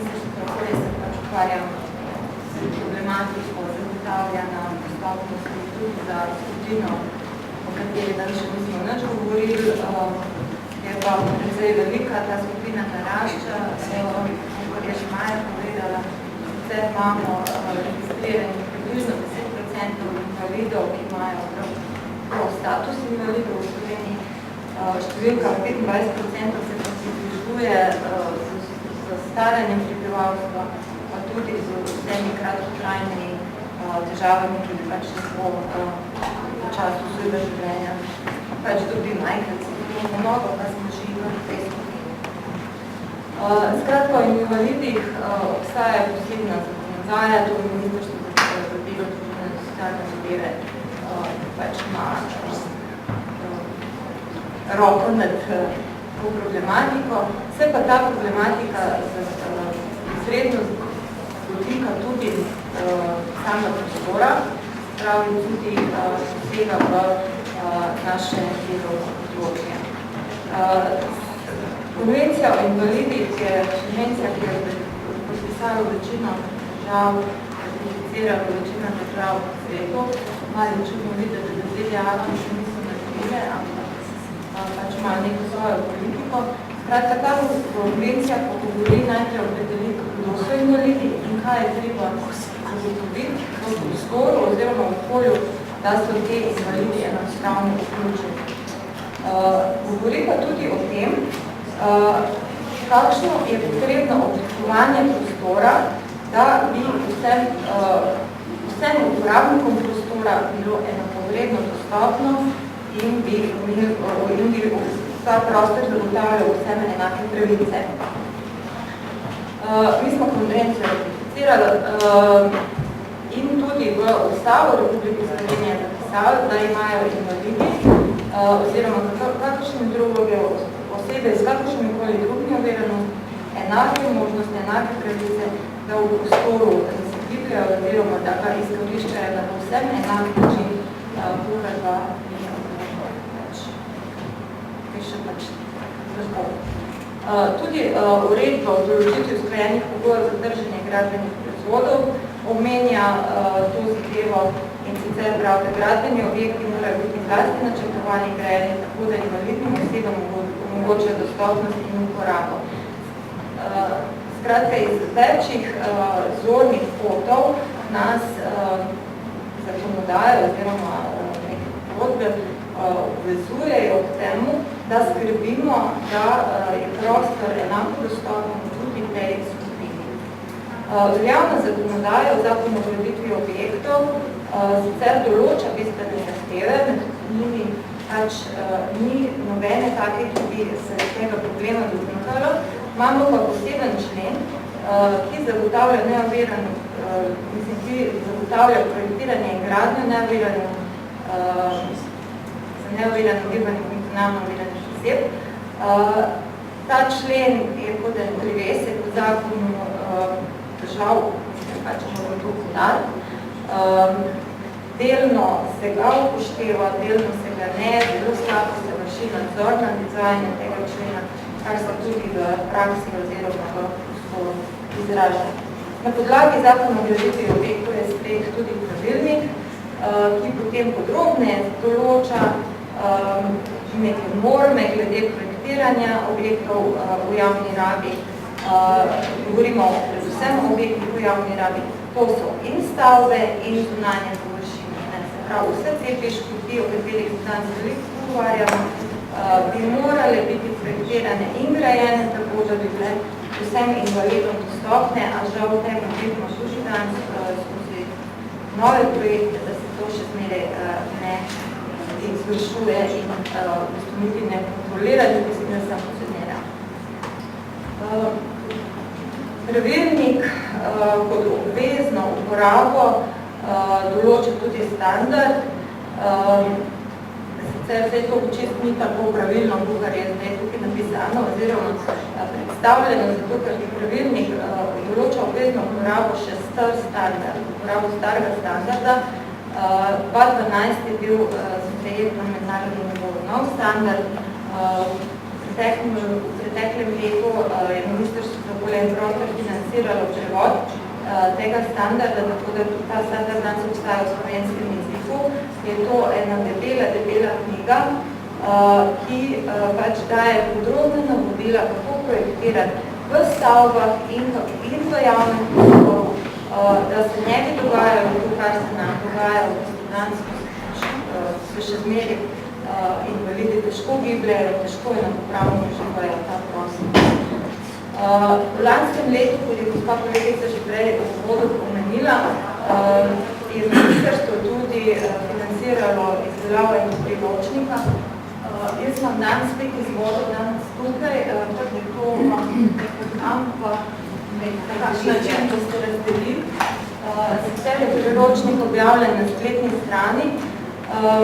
Zmanjkalo je denarja, da bi ga tiskali, pa smo objavili, pa pač nekaj prijetnih naredili. Pomen tega priročnika je pa predvsem to. Ni dovolj samo misliti, da bodo invalidi uživali ta prostor. Pomembno je, da tudi ta prostor pravilno oblikujemo oziroma načrtujemo, projektiramo karkoli. Zdaj za intermeco. Med pauzo sem šla odhodi v WC. Ta WC je čist neprimeren za slabovidne osebe. Je javni prostor, imate dvigalo, vse je poskrbljeno, ampak eno slabovidno osebo, ki se v tem WC-ju zelo težko znajde. Zdaj tisti, kar ste tudi veste, zakaj ne moče se zaslučila. Ta priročnik v glavnem predvsem opozarja na take napake, ki se v prostoru v objektih v javnem prostoru dogajajo in pač poskuša nagovoriti projektante, investitorje, da se pristopi k pravilnemu oblikovanju, da imajo vsi uporabniki v prostoru enako dostopne informacije, da se znajdejo v prostoru. Ni dovolj, da gremo, da hodimo od točke A do B, moramo tudi vedeti, kam gremo, zakaj nekam gremo, kako bomo do tja prišli, nek znak, pošta. Mora biti tako oblikovan, da ga vsi prepoznamo, pa dobro, pošta najmočen primeram. V glavnem, podajanje informacij je pomemben pristop tudi k projektiranju oziroma načrtovanju za te skupine. Zdaj, to je kar je tudi zdaj, zgodovina. Zdaj, kaj bomo naprej, jutri bo nov dan, oziroma naj bi se letos spremenila zakonodaja, oziroma sprejel nov zakon, gradbeni zakon. In to pomanjkljivost, ki ima današnji zakon, popravljamo in univerzalno graditev in uporabo objektov izpostavljamo kot eno izmed bistvenih zahtev, ki se zahteva v času projektiranja, graditve in uporabe objektov. Še zmeraj ohranjamo obvezno uporabo norm za vseh javnih objektih, tako tudi je bilo to zdaj napisano v zakonu, vendar pa vseeno poskušamo biti pa malo bolj življenjski. Ker ta norma, da se pač te standardi uporabljajo v vseh javnih objektih, je že zdaj veljala, ampak po eni strani se je njih spoštovalo, po drugi strani smo pa zahtevali v nemogočih situacijah. Lovske koče oziroma neki planinski domovi, gorna vrh Krederci so mogli imeti enak standard za invalide, kot pa pač nek tankarjev dom, kar je čist neracionalno oziroma neživljenjsko. Tako da na eni strani ohranjamo to in po drugi strani posebno nekaj poskušamo biti bolj realni. Problem tega je še vedno zakon nagovarja nove objekte, se pravi za gradnje novih objektov in za rekonstrukcijo obstečih objektov. Se pravi tiste vrste rekonstrukcij, za katere je potrebno pridobiti gradbeno dovoljenje. Ne moremo oziroma ne smemo oziroma ni gradbeni zakon, tisti zakon, ki bi pa lahko vplival na to, da bi se obstoječi objekti oziroma obstoječi javni prostor do nekega roka tem starem prilagodil. Mi imamo še danes občine, ki niso dostopne za ljudi, občinske stavbe, na katere prideš kot občan, pa ne moraš kot invalid vstopiti v njih, ker so nekje v drugem štuku, pa nimajo dogala, ali pa ne vem, v tem smislu. Tako da velik šol je še zmeraj takšnih, da ne govorimo o zdravstvenih domovih in takih stvareh, ki jih je pač treba sanirati, vendar skozi gradbeno zakonodajo nimamo inštrumenta, da bi lahko nekako prisilili vsa javne stavbe, da bi se posodobile oziroma prilagodile tako, da bi bili enakopravno dostopne za invalide. Še to dodana vrednost nove zakonodaje je pa tudi obveznost gradnje vseh stanovanjskih objektov na tak način, da ne bo treba, če se slučajno zgodi neka smola v življenju, da ne bo treba cele pol hiše podreti za to, da se bo tam lahko prilagodilo bivanje invalidu žal, ampak da se v tej smeri razmišlja že v fazi projektiranja in potem v fazi gradnje. Zdaj, zakaj smo se odločili za vse? Obstoječa zakonodaja nagovarjala samo več stanovanjske objekte.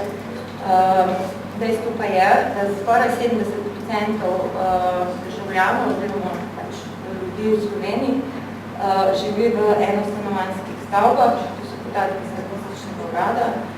In se pravi, mi nagovarjamo 70% prebivalstva, ne samo 30, ki pač živi v večstanovanjskih stavbah.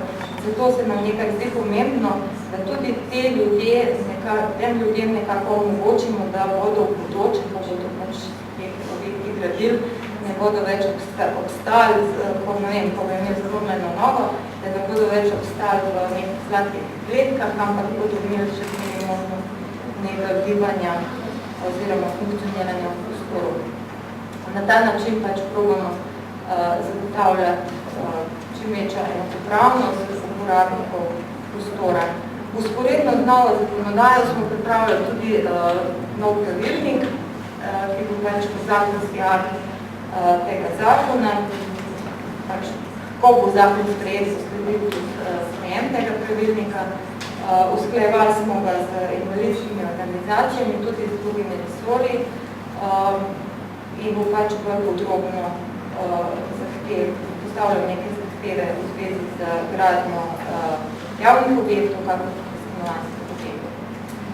V letošnjem letu probamo slediti nalogi, ki smo pač že lansko leto eno opravili in imamo trenutno v izdelavi priročnik glede univerzalne gradnje. Ta gradnja se nanaša predvsem na to stanovanjsko gradnjo, ki sem že prej omenila. To sicer ni bil v povezavi s Peškojo, ampak je bolj na stanovanja vedno zavezano. Zdaj, nisem se tu dotikala teh naslova teme današnje. Vsi hodimo, dejstvo pa je, da hodijo v prostoru tudi invalidi. In dejstvo je, da pri teh načrtovanih poteh se velikrat na njih pozablja in dejstvo je, da moramo začeti upoštevati. Tako da moramo vsi hoditi. Evo, hvala. Hvala.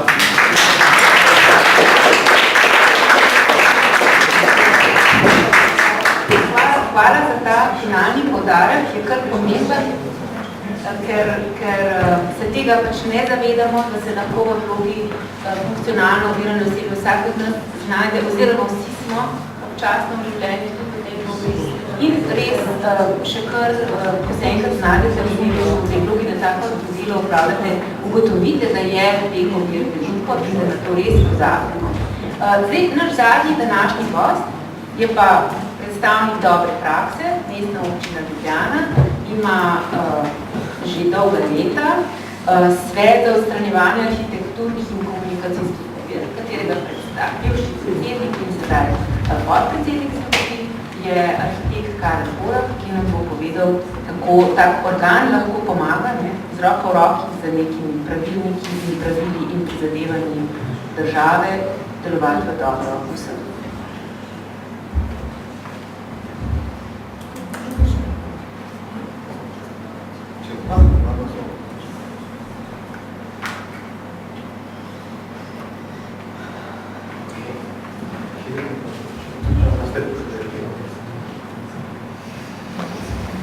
Vsem lep dober dan. Nehvaležna vloga je biti ta zadnji. Tako da si bom dal uro dol, bom rekel samo 10 minut. Jaz mislim, da je moja predhodnica pač povedala te okvire zakonske ali pa normativne. Tako da jaz bom dejansko predstavil na začetku samo to delovanje sveta za odpravljanje arhitekturnih in komunikacijskih ovir. Kar se te moje teme tiče biti do boljš, da bi bilo ime tega posveta, vsi se gibljamo, nekateri se ne morajo. Drugače sem Karel Borak, delam na oddelku za urejanje prostora, vodim en referat za načrtovanje javnih površin, tako da področje funkcionalno oviranih ali pa ljudi z oviranostmi je pač eno izmed področij, ki ga pokrivam. Sem pa angažiran na tem področju že ste verjetno od leta 1989, kar pomeni 17-28 let. Dolenjska je zelo lepa, ampak Ljubljana je tudi ne. Da boste pozabili, kakšna je prestolnica. Današnji položaj oseb z oviranostmi je predhodnica povedala, temelji na zagotavljanju enakih možnosti in s tem povezanih človekovih pravic. Izhaja to tako iz Konvencije Združenih narodov kot Ustave Republike Slovenije in tudi našega zakona o izenačevanju možnosti invalidov. Sam svet za odpravljanje arhitekturnih in komunikacijskih ovir deluje že od leta 1989. Pobudnica za ustanovitev sveta je bila tedanja županja, gospa Nuša Kerševan. Zdaj, da predstavim ta svet, skratka, vloga tega sveta je posvetovalno telo, že od takrat in tudi danes, in sicer posvetovalno telo župana, ki mu daje svojo izvršno močjo pri delovanju vso podporo. Namreč, svet sam za odpravljanje arhitekturnih in komunikacijskih ovir nima izvedbenih pristojnosti niti nobenih moči. Člani so predstavniki invalidskih organizacij ali nevladnih organizacij, stroke, recimo s fakultete za arhitekturo imamo člana, in pa posameznih oddelkov mestne občine ali pa holdinga mesta Ljubljane. Na začetku v ustanovitvi smo imeli tudi dva člana in sicer iz Rotary kluba pa Lions kluba, ki so nam v bistvu zelo veliko pri izvedbi pomagali s sredstvi, ki jih je vedno pač primanjkovalo. Naloge tega sveta daje pobude za odstranjevanje arhitekturnih komunikacijskih ovir, opozarja na nove ovire, na neprimerne projektne rešitve in tudi predlaga primerne rešitve s pristojnim službam in z delovanjem ozavešča javnost o potrebah ljudi z oviranostmi. Zdaj, tukaj so takrat, ko je mogoče bi omenil to, no, da na začetku je bilo poimenovanje zelo pomembno. Mi smo takrat rekli funkcionalno ovirani, v tej vlogi funkcionalno ovirani, ga se lahko seveda vsi znajdemo, je tudi povedala predhodnica, pač si z nogo zlomaš, ali ne vem, oče z otroškim vozičkom je v nekih težavah, kako mama seveda tudi. No in je, tako da v tej, ali si zboliš, ali tako da v bistvu vsak od nas se lahko hitro znajde v takem vlogi, v takem položaju.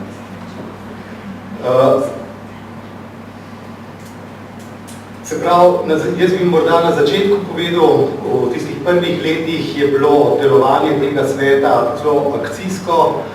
Mi smo se dobili dvakrat, največ 4-krat na leto, smo si zadali neke naloge in potem smo tiste naloge skušali realizirati. Tako da imam še iz nekega starega poročila.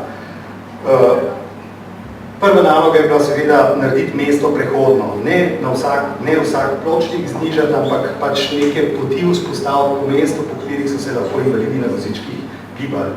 Potem druga naloga je bila, da smo naredili pomembnejše dostope v pomembnejše javne stavbe. Takrat smo naredili recimo dostop do opere, drame, Narodni muzej, filozofsko fakulteto, zdravstvene domove. To je bilo že vse v 90-ih letih narejeno, pač vsako leto nekaj malega. Potem smo začeli skrbeti za parkirna mesta za invalide. Parkirna mesta so sicer že vedno obstajala, samo ni bilo nobene discipline na njih. Tako da smo tukaj skušali pač opozarjati policijo, da ne daje prioriteto pač varovanja teh parkirnih mest. Potem smo uvajali nizkopotne avtobuse. Samo v ilustracijo, recimo navadni avtobus je bil takrat so bili še marke, 250.000 mark, nizkopotni avtobus je bil 500.000 mark. Tako da je bil to tudi zelo težko prepričati odgovorne ljudi, da je to potrebno, da se ljudem na vozičkih omogoča lažji vstop v mestni promet. Potem sanitarije, to je sploh ena najbolj ključnih zadev, pač najbolj šibka točka tudi, da pač ti invalidom na vozičkih pač omogočaš primerne sanitarije. Potem smo za slepe opremljali križišča s tipkami na semaforjih.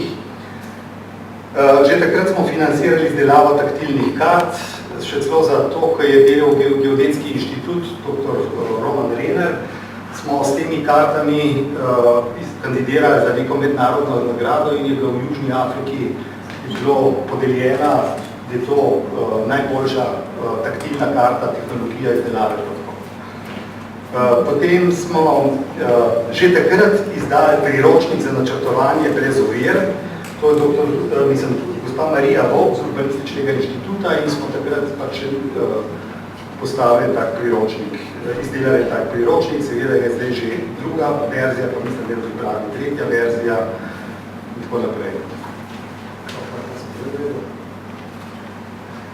Seveda od leta 2008 pač po mojem tudi, mislim, lahko z gotovosti rečem tudi zaradi sposobnosti tega župana, ki ga imamo, se dela to veliko bolj sistematično, pripravljamo dvoletne akcijske načrte z ukrepi. Vsi ti dvoletni, zdaj imamo že ta četrti, ali še so ta peti, ta dvoletni akcijski načrt. To je v vsakem tem akcijskem načrtu je cirka 90 ukrepov, v katerem je določen nosilec, rok in Bog ne dej, da se to ne zgodi. Tudi morda zaradi tega pristopa je mestna občina prejela listino občine po meri invalidov, ki jo podeljuje Zveza delovnih invalidov.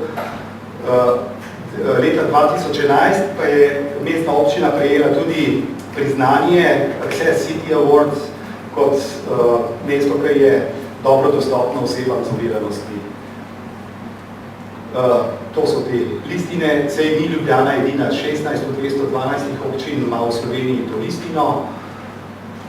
Zdaj v tem nadaljevanju bom na hitro preletel, zato da bom predolg. V bistvu pač, prej je Maja smo nekaj umenila človek dobrih praks ali pa nam rekel, da sem bil pri vseh teh projektih udeležen zraven, ampak jih je velik. Najprej, naj povem, Ljubljana, mestna občina, odsek površin je v mestni občini Ljubljana 3/4 zelenih in tudi mestna občina ureja cirka 440 hektarov javnih poti površin za pešce in zelenih površin. Imamo recimo tukaj na levi strani je 30 km dolga pot spominov in tovarištva. Enkrat vmes so jo preimenovali v PST, da ne bi bilo preveč tovarištva, prisoten, da danes jo spet imenujemo pod spominov in tovarištva. Potem imamo v Ljubljani zelo velik 3 prostorov za rekreacijo in gledamo pri tem, da gre za vse generacije. Potem so fitness naprave, to zlasti v zadnjem letu se na veliko opremljajo javne površine s temi fitness napravami. Potem je na levi strani spodaj je primer Severnega parka, ki je opremljen zelo kvalitetnimi igrali. Mislim, da je tudi Maja imela nekaj zraven, če pa ne tukaj to na Šmartinske parku, je kaj tudi podobno. Potem imamo, leta 2012 smo dobili tudi Evropsko nagrado za urbani javni prostor, zaradi te poteze ureditev ob Ljubljanici. Pri vseh teh ureditvah se dosledno pazi, da ni ovir za funkcionalno ovir za ljudi z oviranostmi. Robniki sicer so, ampak so taki 1 cm, 1 cm pa pol, da služijo tudi kot vodilo slepim in slabovidnim. Tukaj imamo primer, recimo, ureditev. V mestnem središču smo začeli vzpostavljati ekološke cone. Sam sem bil na začetku, recimo za primer Slovenske ceste, malo skeptičen, manj skeptičen za staro mestno jedro, ampak vidi se zgoraj staro, spodaj novo, tako da mislim, da se je v Ljubljani vzpostavil dosti kvaliteten javni prostor. Tukaj na desni so te taktilne karte, od kjer sem prej govoril, da je Inštitut za geodezijo dobil to nagrado. Levo so parkirne tipke, kjer smo za slepe in slabovidne. Morda kot zanimivost, mi smo to delali v 90-ih letih. Zdaj sem bil pred temi meseci na enem posvetu na temo trajnostne mobilnosti v Lizboni in je predstavnik Mazrida razlagal, da razvijajo eno aplikacijo preko telefona, da bi na teh velikih 6-8 pasovnih cestah v Madridu, da bi se ta interval, se pravi, ti boš šel z telefonsko aplikacijo, se boš približal prehod za pešce in bo preko Bluetootha ali pa preko GPS-a znak in se bo tam v bistvu ustavil vseh tistih 8 pasov, da bo šel lahko nekdo čez.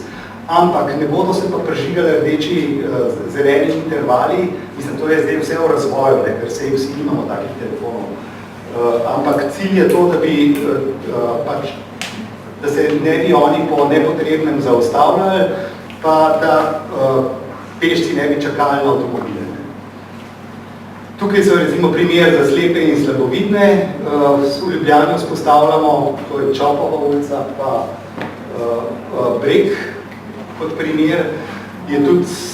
Smo pripravili neka navodila za načrtovanje teh prometnih ureditev z taktilnimi potmi.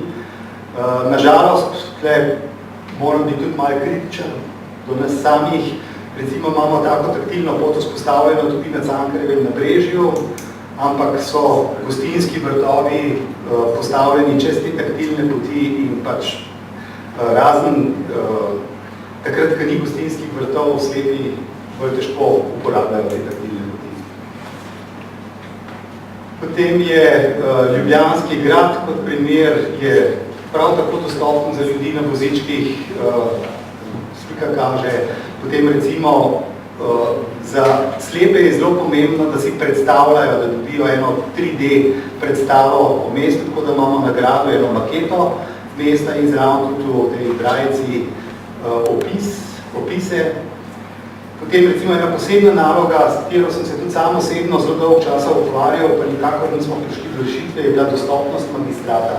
Ta Ljubljanski magistrat je tam 17. stoletje in je zasnova z nekimi medetažami in v bistvu je bilo zelo težko ga prilagoditi, pa še glede na spomeniško varstvene zahteve, ampak smo uspeli, ne vem, zdaj po mojem že 5-6 let tega, ker smo uspeli, sicer ne skozi glavni vhod, ampak skozi arhiv mestne občine, pač narediti dostopno tudi za vse ljudi v različnih.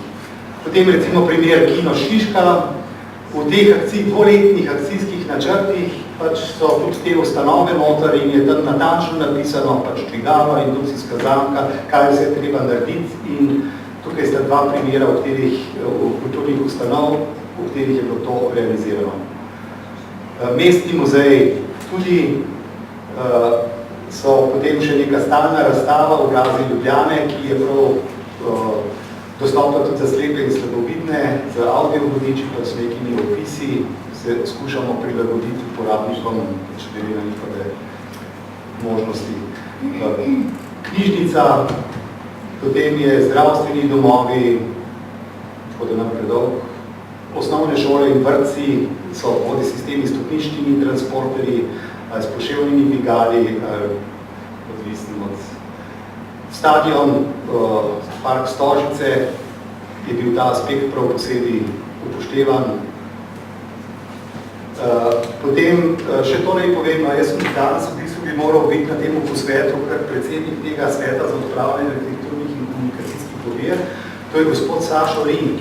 On je vmes postal direktor javnega stanovanjskega sklada mestne občine, je pa na vozičku sicer, ne? Tako da je in on je prav posebej zdaj kot predsednik stanovanjskega, kot direktor stanovanjskega sklada, je še posebej pozoren na to, da se res dela tudi za uporabnike na vozičkih oziroma za druge ljudi z oviranostmi.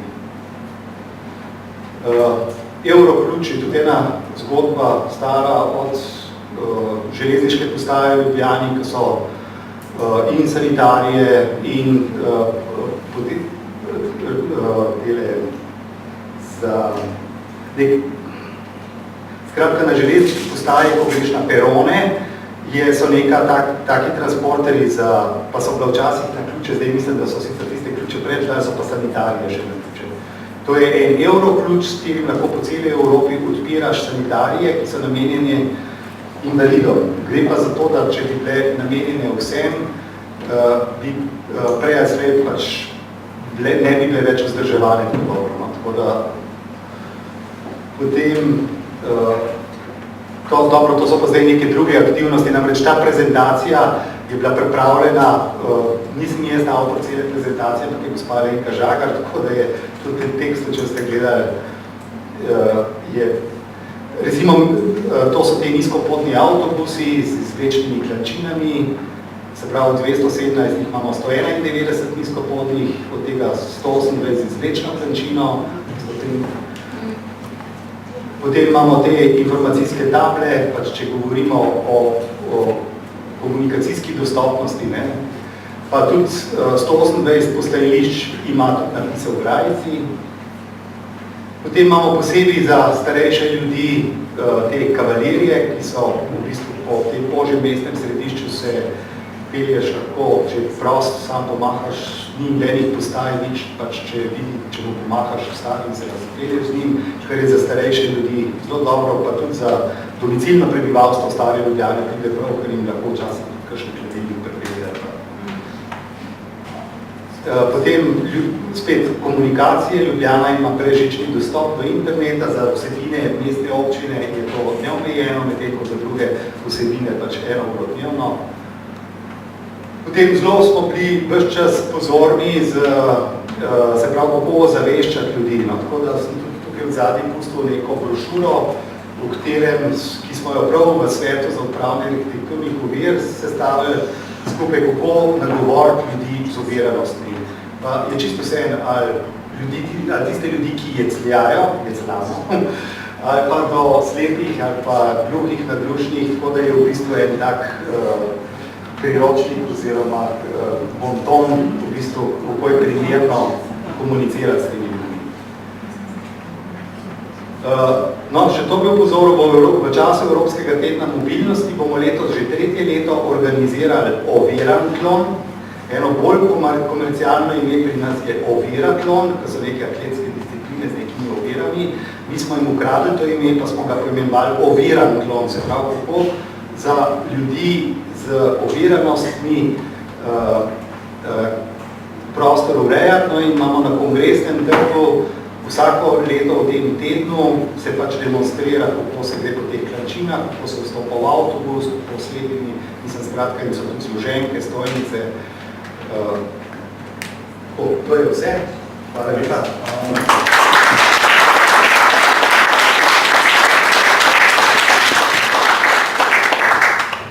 Hvala veliko. Zdaj vem, ampak kakšno vprašanje? Če bi še bilo za kaj? Za vse nazaj, če je še kakšna refleksija, če bi to kaj dodal.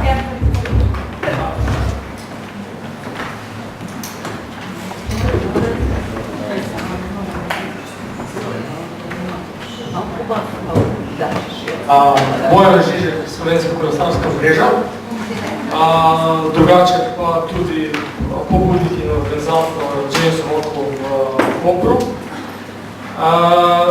Pozdravljam vse iniciative in smo že dlje časa dejavni, poleg zagovorništva na področju kolesarjenja tudi zagovorništva pešcev, predvsem na lokalnem nivoju, pa mogoče samo kratko pojasnilo obeh primerov James Walkov, mogoče za pojasnilo, kako ste se lotili oziroma če izvajate povratne poti, se pravi otrok iz šole domov, pešbusov, tako je. Oziroma, če ste se lotili tega problema. Ja, mi, to name. Ja, se je dva primera. Ja, lejte, mi smo letos začeli s prihodi v šolo. S tem, da smo potem apelirali tudi na prihod, mislim, tega odhajanje domov. Zaradi, mi imamo različne urnike, ne. Od 6. je šola odprta do 28 so prihodi, ne. Tako da letos smo se bolj koncentrirali na prihode. S tem, da smo potem po enem mesecu ugotavljali in določen stvar organizira tudi domov, ne. Ker otroci nam ne odhajajo, bi rekla, v bistih urah, ne. Hodijo od 12:20 do 16:15. Tako da, ampak smo zdaj opazili kako, začeli smo zjutraj, nekje bomo začeli. In potem smo opažali, da so te iste skupine hodijo tudi popoldne same, pa ne 2-3 tednih. Tako da, mislim, da bi letos pa razširili tudi na popoldanski del, ne. 7. september se idealno da, pa tisto na interesne dejavnosti na 2-3, kot da začeli smo zjutraj. Smo pa opažali, da se pa potem to število povečalo tudi popoldanskih istih skupin. In bomo letos, ne, ker smo dali letos tudi komunalno prijavo, napravili za popoldanski del. Težje je pol dobiti spremljevalce, da bi se pol ustavil, ne. Ampak, če smo letos mogli, ne, pa podaljšali, ker nekako smo rekli, da ne bi ta oblika ne bi več pa kot projekt, se bo, ampak da bi to kot en del življenja rekel, en del trajnostne mobilnosti. Če se vam zdaj malo odgovorila.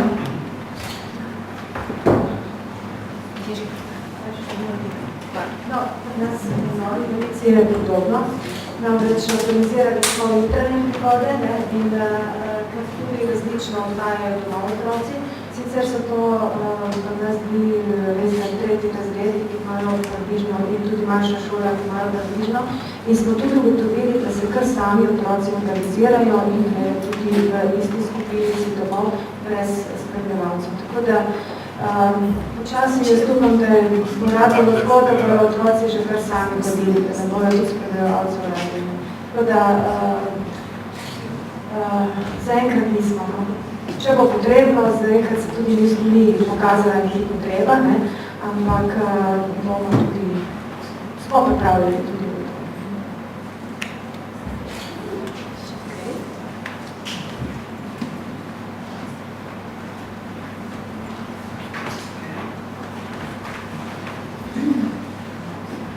Ja, potem smo zdaj nekako izpostavili naš program. Hvala tistim, ki ste vztrajali do konca. Ne bom zdaj prav povzemala, ker nas smo se poslušali, pa bomo mogoče na kratko poročilo. Matista, ne bi pozemala, kar je pač blizu že čas za kosilo. Mogoče, Marko, nas zdaj ti še seznaniš s popoldanskim programom, pa daš nekakve napotke. Kar se kosila tiče, oziroma stoječe kosilo malca, je mislim, da tudi tukaj je pripravljeno kjer smo imeli prej odmor za kavo. Potem smo pa, rekel, še posebej tisti, ki smo nekako z organizacijo urbanih prehodov James Walk angažirani, nekako sklenili se malo srečati še na neformalnem delu na konferenci. To je pa v Župančičevem pregledališču od mestnega 10-15 minut peš, bomo šli skupaj, predlagam od tukaj le na vse, ki pač bi se nam radi pridružili. V resnici je po mojem odprto za vse, ki jih to zanima. Je pa ideja tudi, da se seveda malo izmenjamo izkušnje, ampak pač vsi, ki imate čas in ki bi radi kaj izvedeli o tem, povabljeni na veliko družabni del, ob 3 bi se tam dobili, še s kom, ki se nam še posebej pridružil. No, drugače vas vabim, da se spremljamo, da se še spoznate, da se spremljamo, da se naše dejavnosti nekako povežejo, ker mislim, da je nekako ključno sporočilo je vendarle to, da se pravzaprav na zelo različnih ravnih, na različnih področjih na to temo marsikaj dogaja in se mi zdi res pomembno, da se slišimo, zato da lahko bistveno hitreje lahko napredujemo, če vidimo, kje se lahko, ali koga ki vpraša, dobi še na svet, ali pa pač predvsem uporabi in upošteva izkušnje, ali pa priporočila, ki so pripravljena že kje Mogoče še enkrat zelo naravnost povedal, da mi imamo ambicijo pravzaprav na nek način povezati počas, na dolgi rok, ne takoj, pa ne vemo čistočen kako, ampak ena organizacija, ki pač se prizadevajo za zagovorništvo hoje, kot smo rekel že na začetku, tudi malo bolj organizirano postopoma, kar je bilo velikokrat v teh okvirih tudi trajnostne mobilnosti ugotovljeno že, da pač je res problem to, da hoja nima zagovornika v procesih, prostorskega načrtovanja, v procesih prometnega načrtovanja, da se na ta vidik hoje premalo gleda od strateškega načrtovanja do predvsem izvedbenega, zato pravzaprav je to vidik, ki bi ga želeli nekako podpreti in podkrepiti in pač iščemo način, ampak te vidiki, ki smo jih danes s tem posvetom odprli, se pravi hoja kot oblika mobilnosti, hoja v šolo oziroma hoja na delo, tudi v končni fazi se to seveda posebej podpira, in pa seveda ta univerzalna dostopnost so eni vidiki, ki se nam tudi zdijo tisti ključni, ki bi jih radi povezali in organizacije, pač, ki se s tem ukvarjajo. Ne samo nevladne organizacije, ampak pač vse, ki jih za povedati. Tukaj res še, če dodam samo še to, da pač o posrednih učinkih hoje smo pa samo namigovali. Govorimo pa prvič o eni stvari o tem, da so slovenska naselja idealna za peš hojo in seveda o tem, da okolikor začnemo hoditi več peš, seveda pričakujemo, da se bodo tudi dejavnosti bistveno bolj zgostile v prostoru, da bodo peš dostopne. In tukaj smo pa potem kar naenkrat na teh posrednih učinkih, ko se hoja povezuje tudi z razvojem dejavnosti v prostoru. To, kar nekrat postane zelo pomembno, da je na neki poti tudi nekdo, ki prodaja časopis, kavo, sadje, da nekako poti osmislimo, da tam srečamo neke stalne, prisotne ljudi, ki povečujejo stopnjo varnosti in prijetnosti bivanja. In to so pa pač ti stranski učinki, za katere pač tudi še delamo s tem, ko se posebej zadevamo, zato da bi prostor bolj hodljiv in da bi imeli boljše možnosti vsi zahoditi. Še enkrat mogoče se posebej zahvalim kolegu Kikotu za to opozorilo. Mi smo se te nesrečnega poimenovanja tega posveta zavedli, ko smo bili že skozi proces prijave, da je v bistvu nerodno reči, vsi hodimo, da bi morali reči, vsi se gibljamo, tako da hvala Kiko, to bomo upoštevali naprej. Zdaj pa dober tek, gremo in se lahko sproščeno pogovarjamo.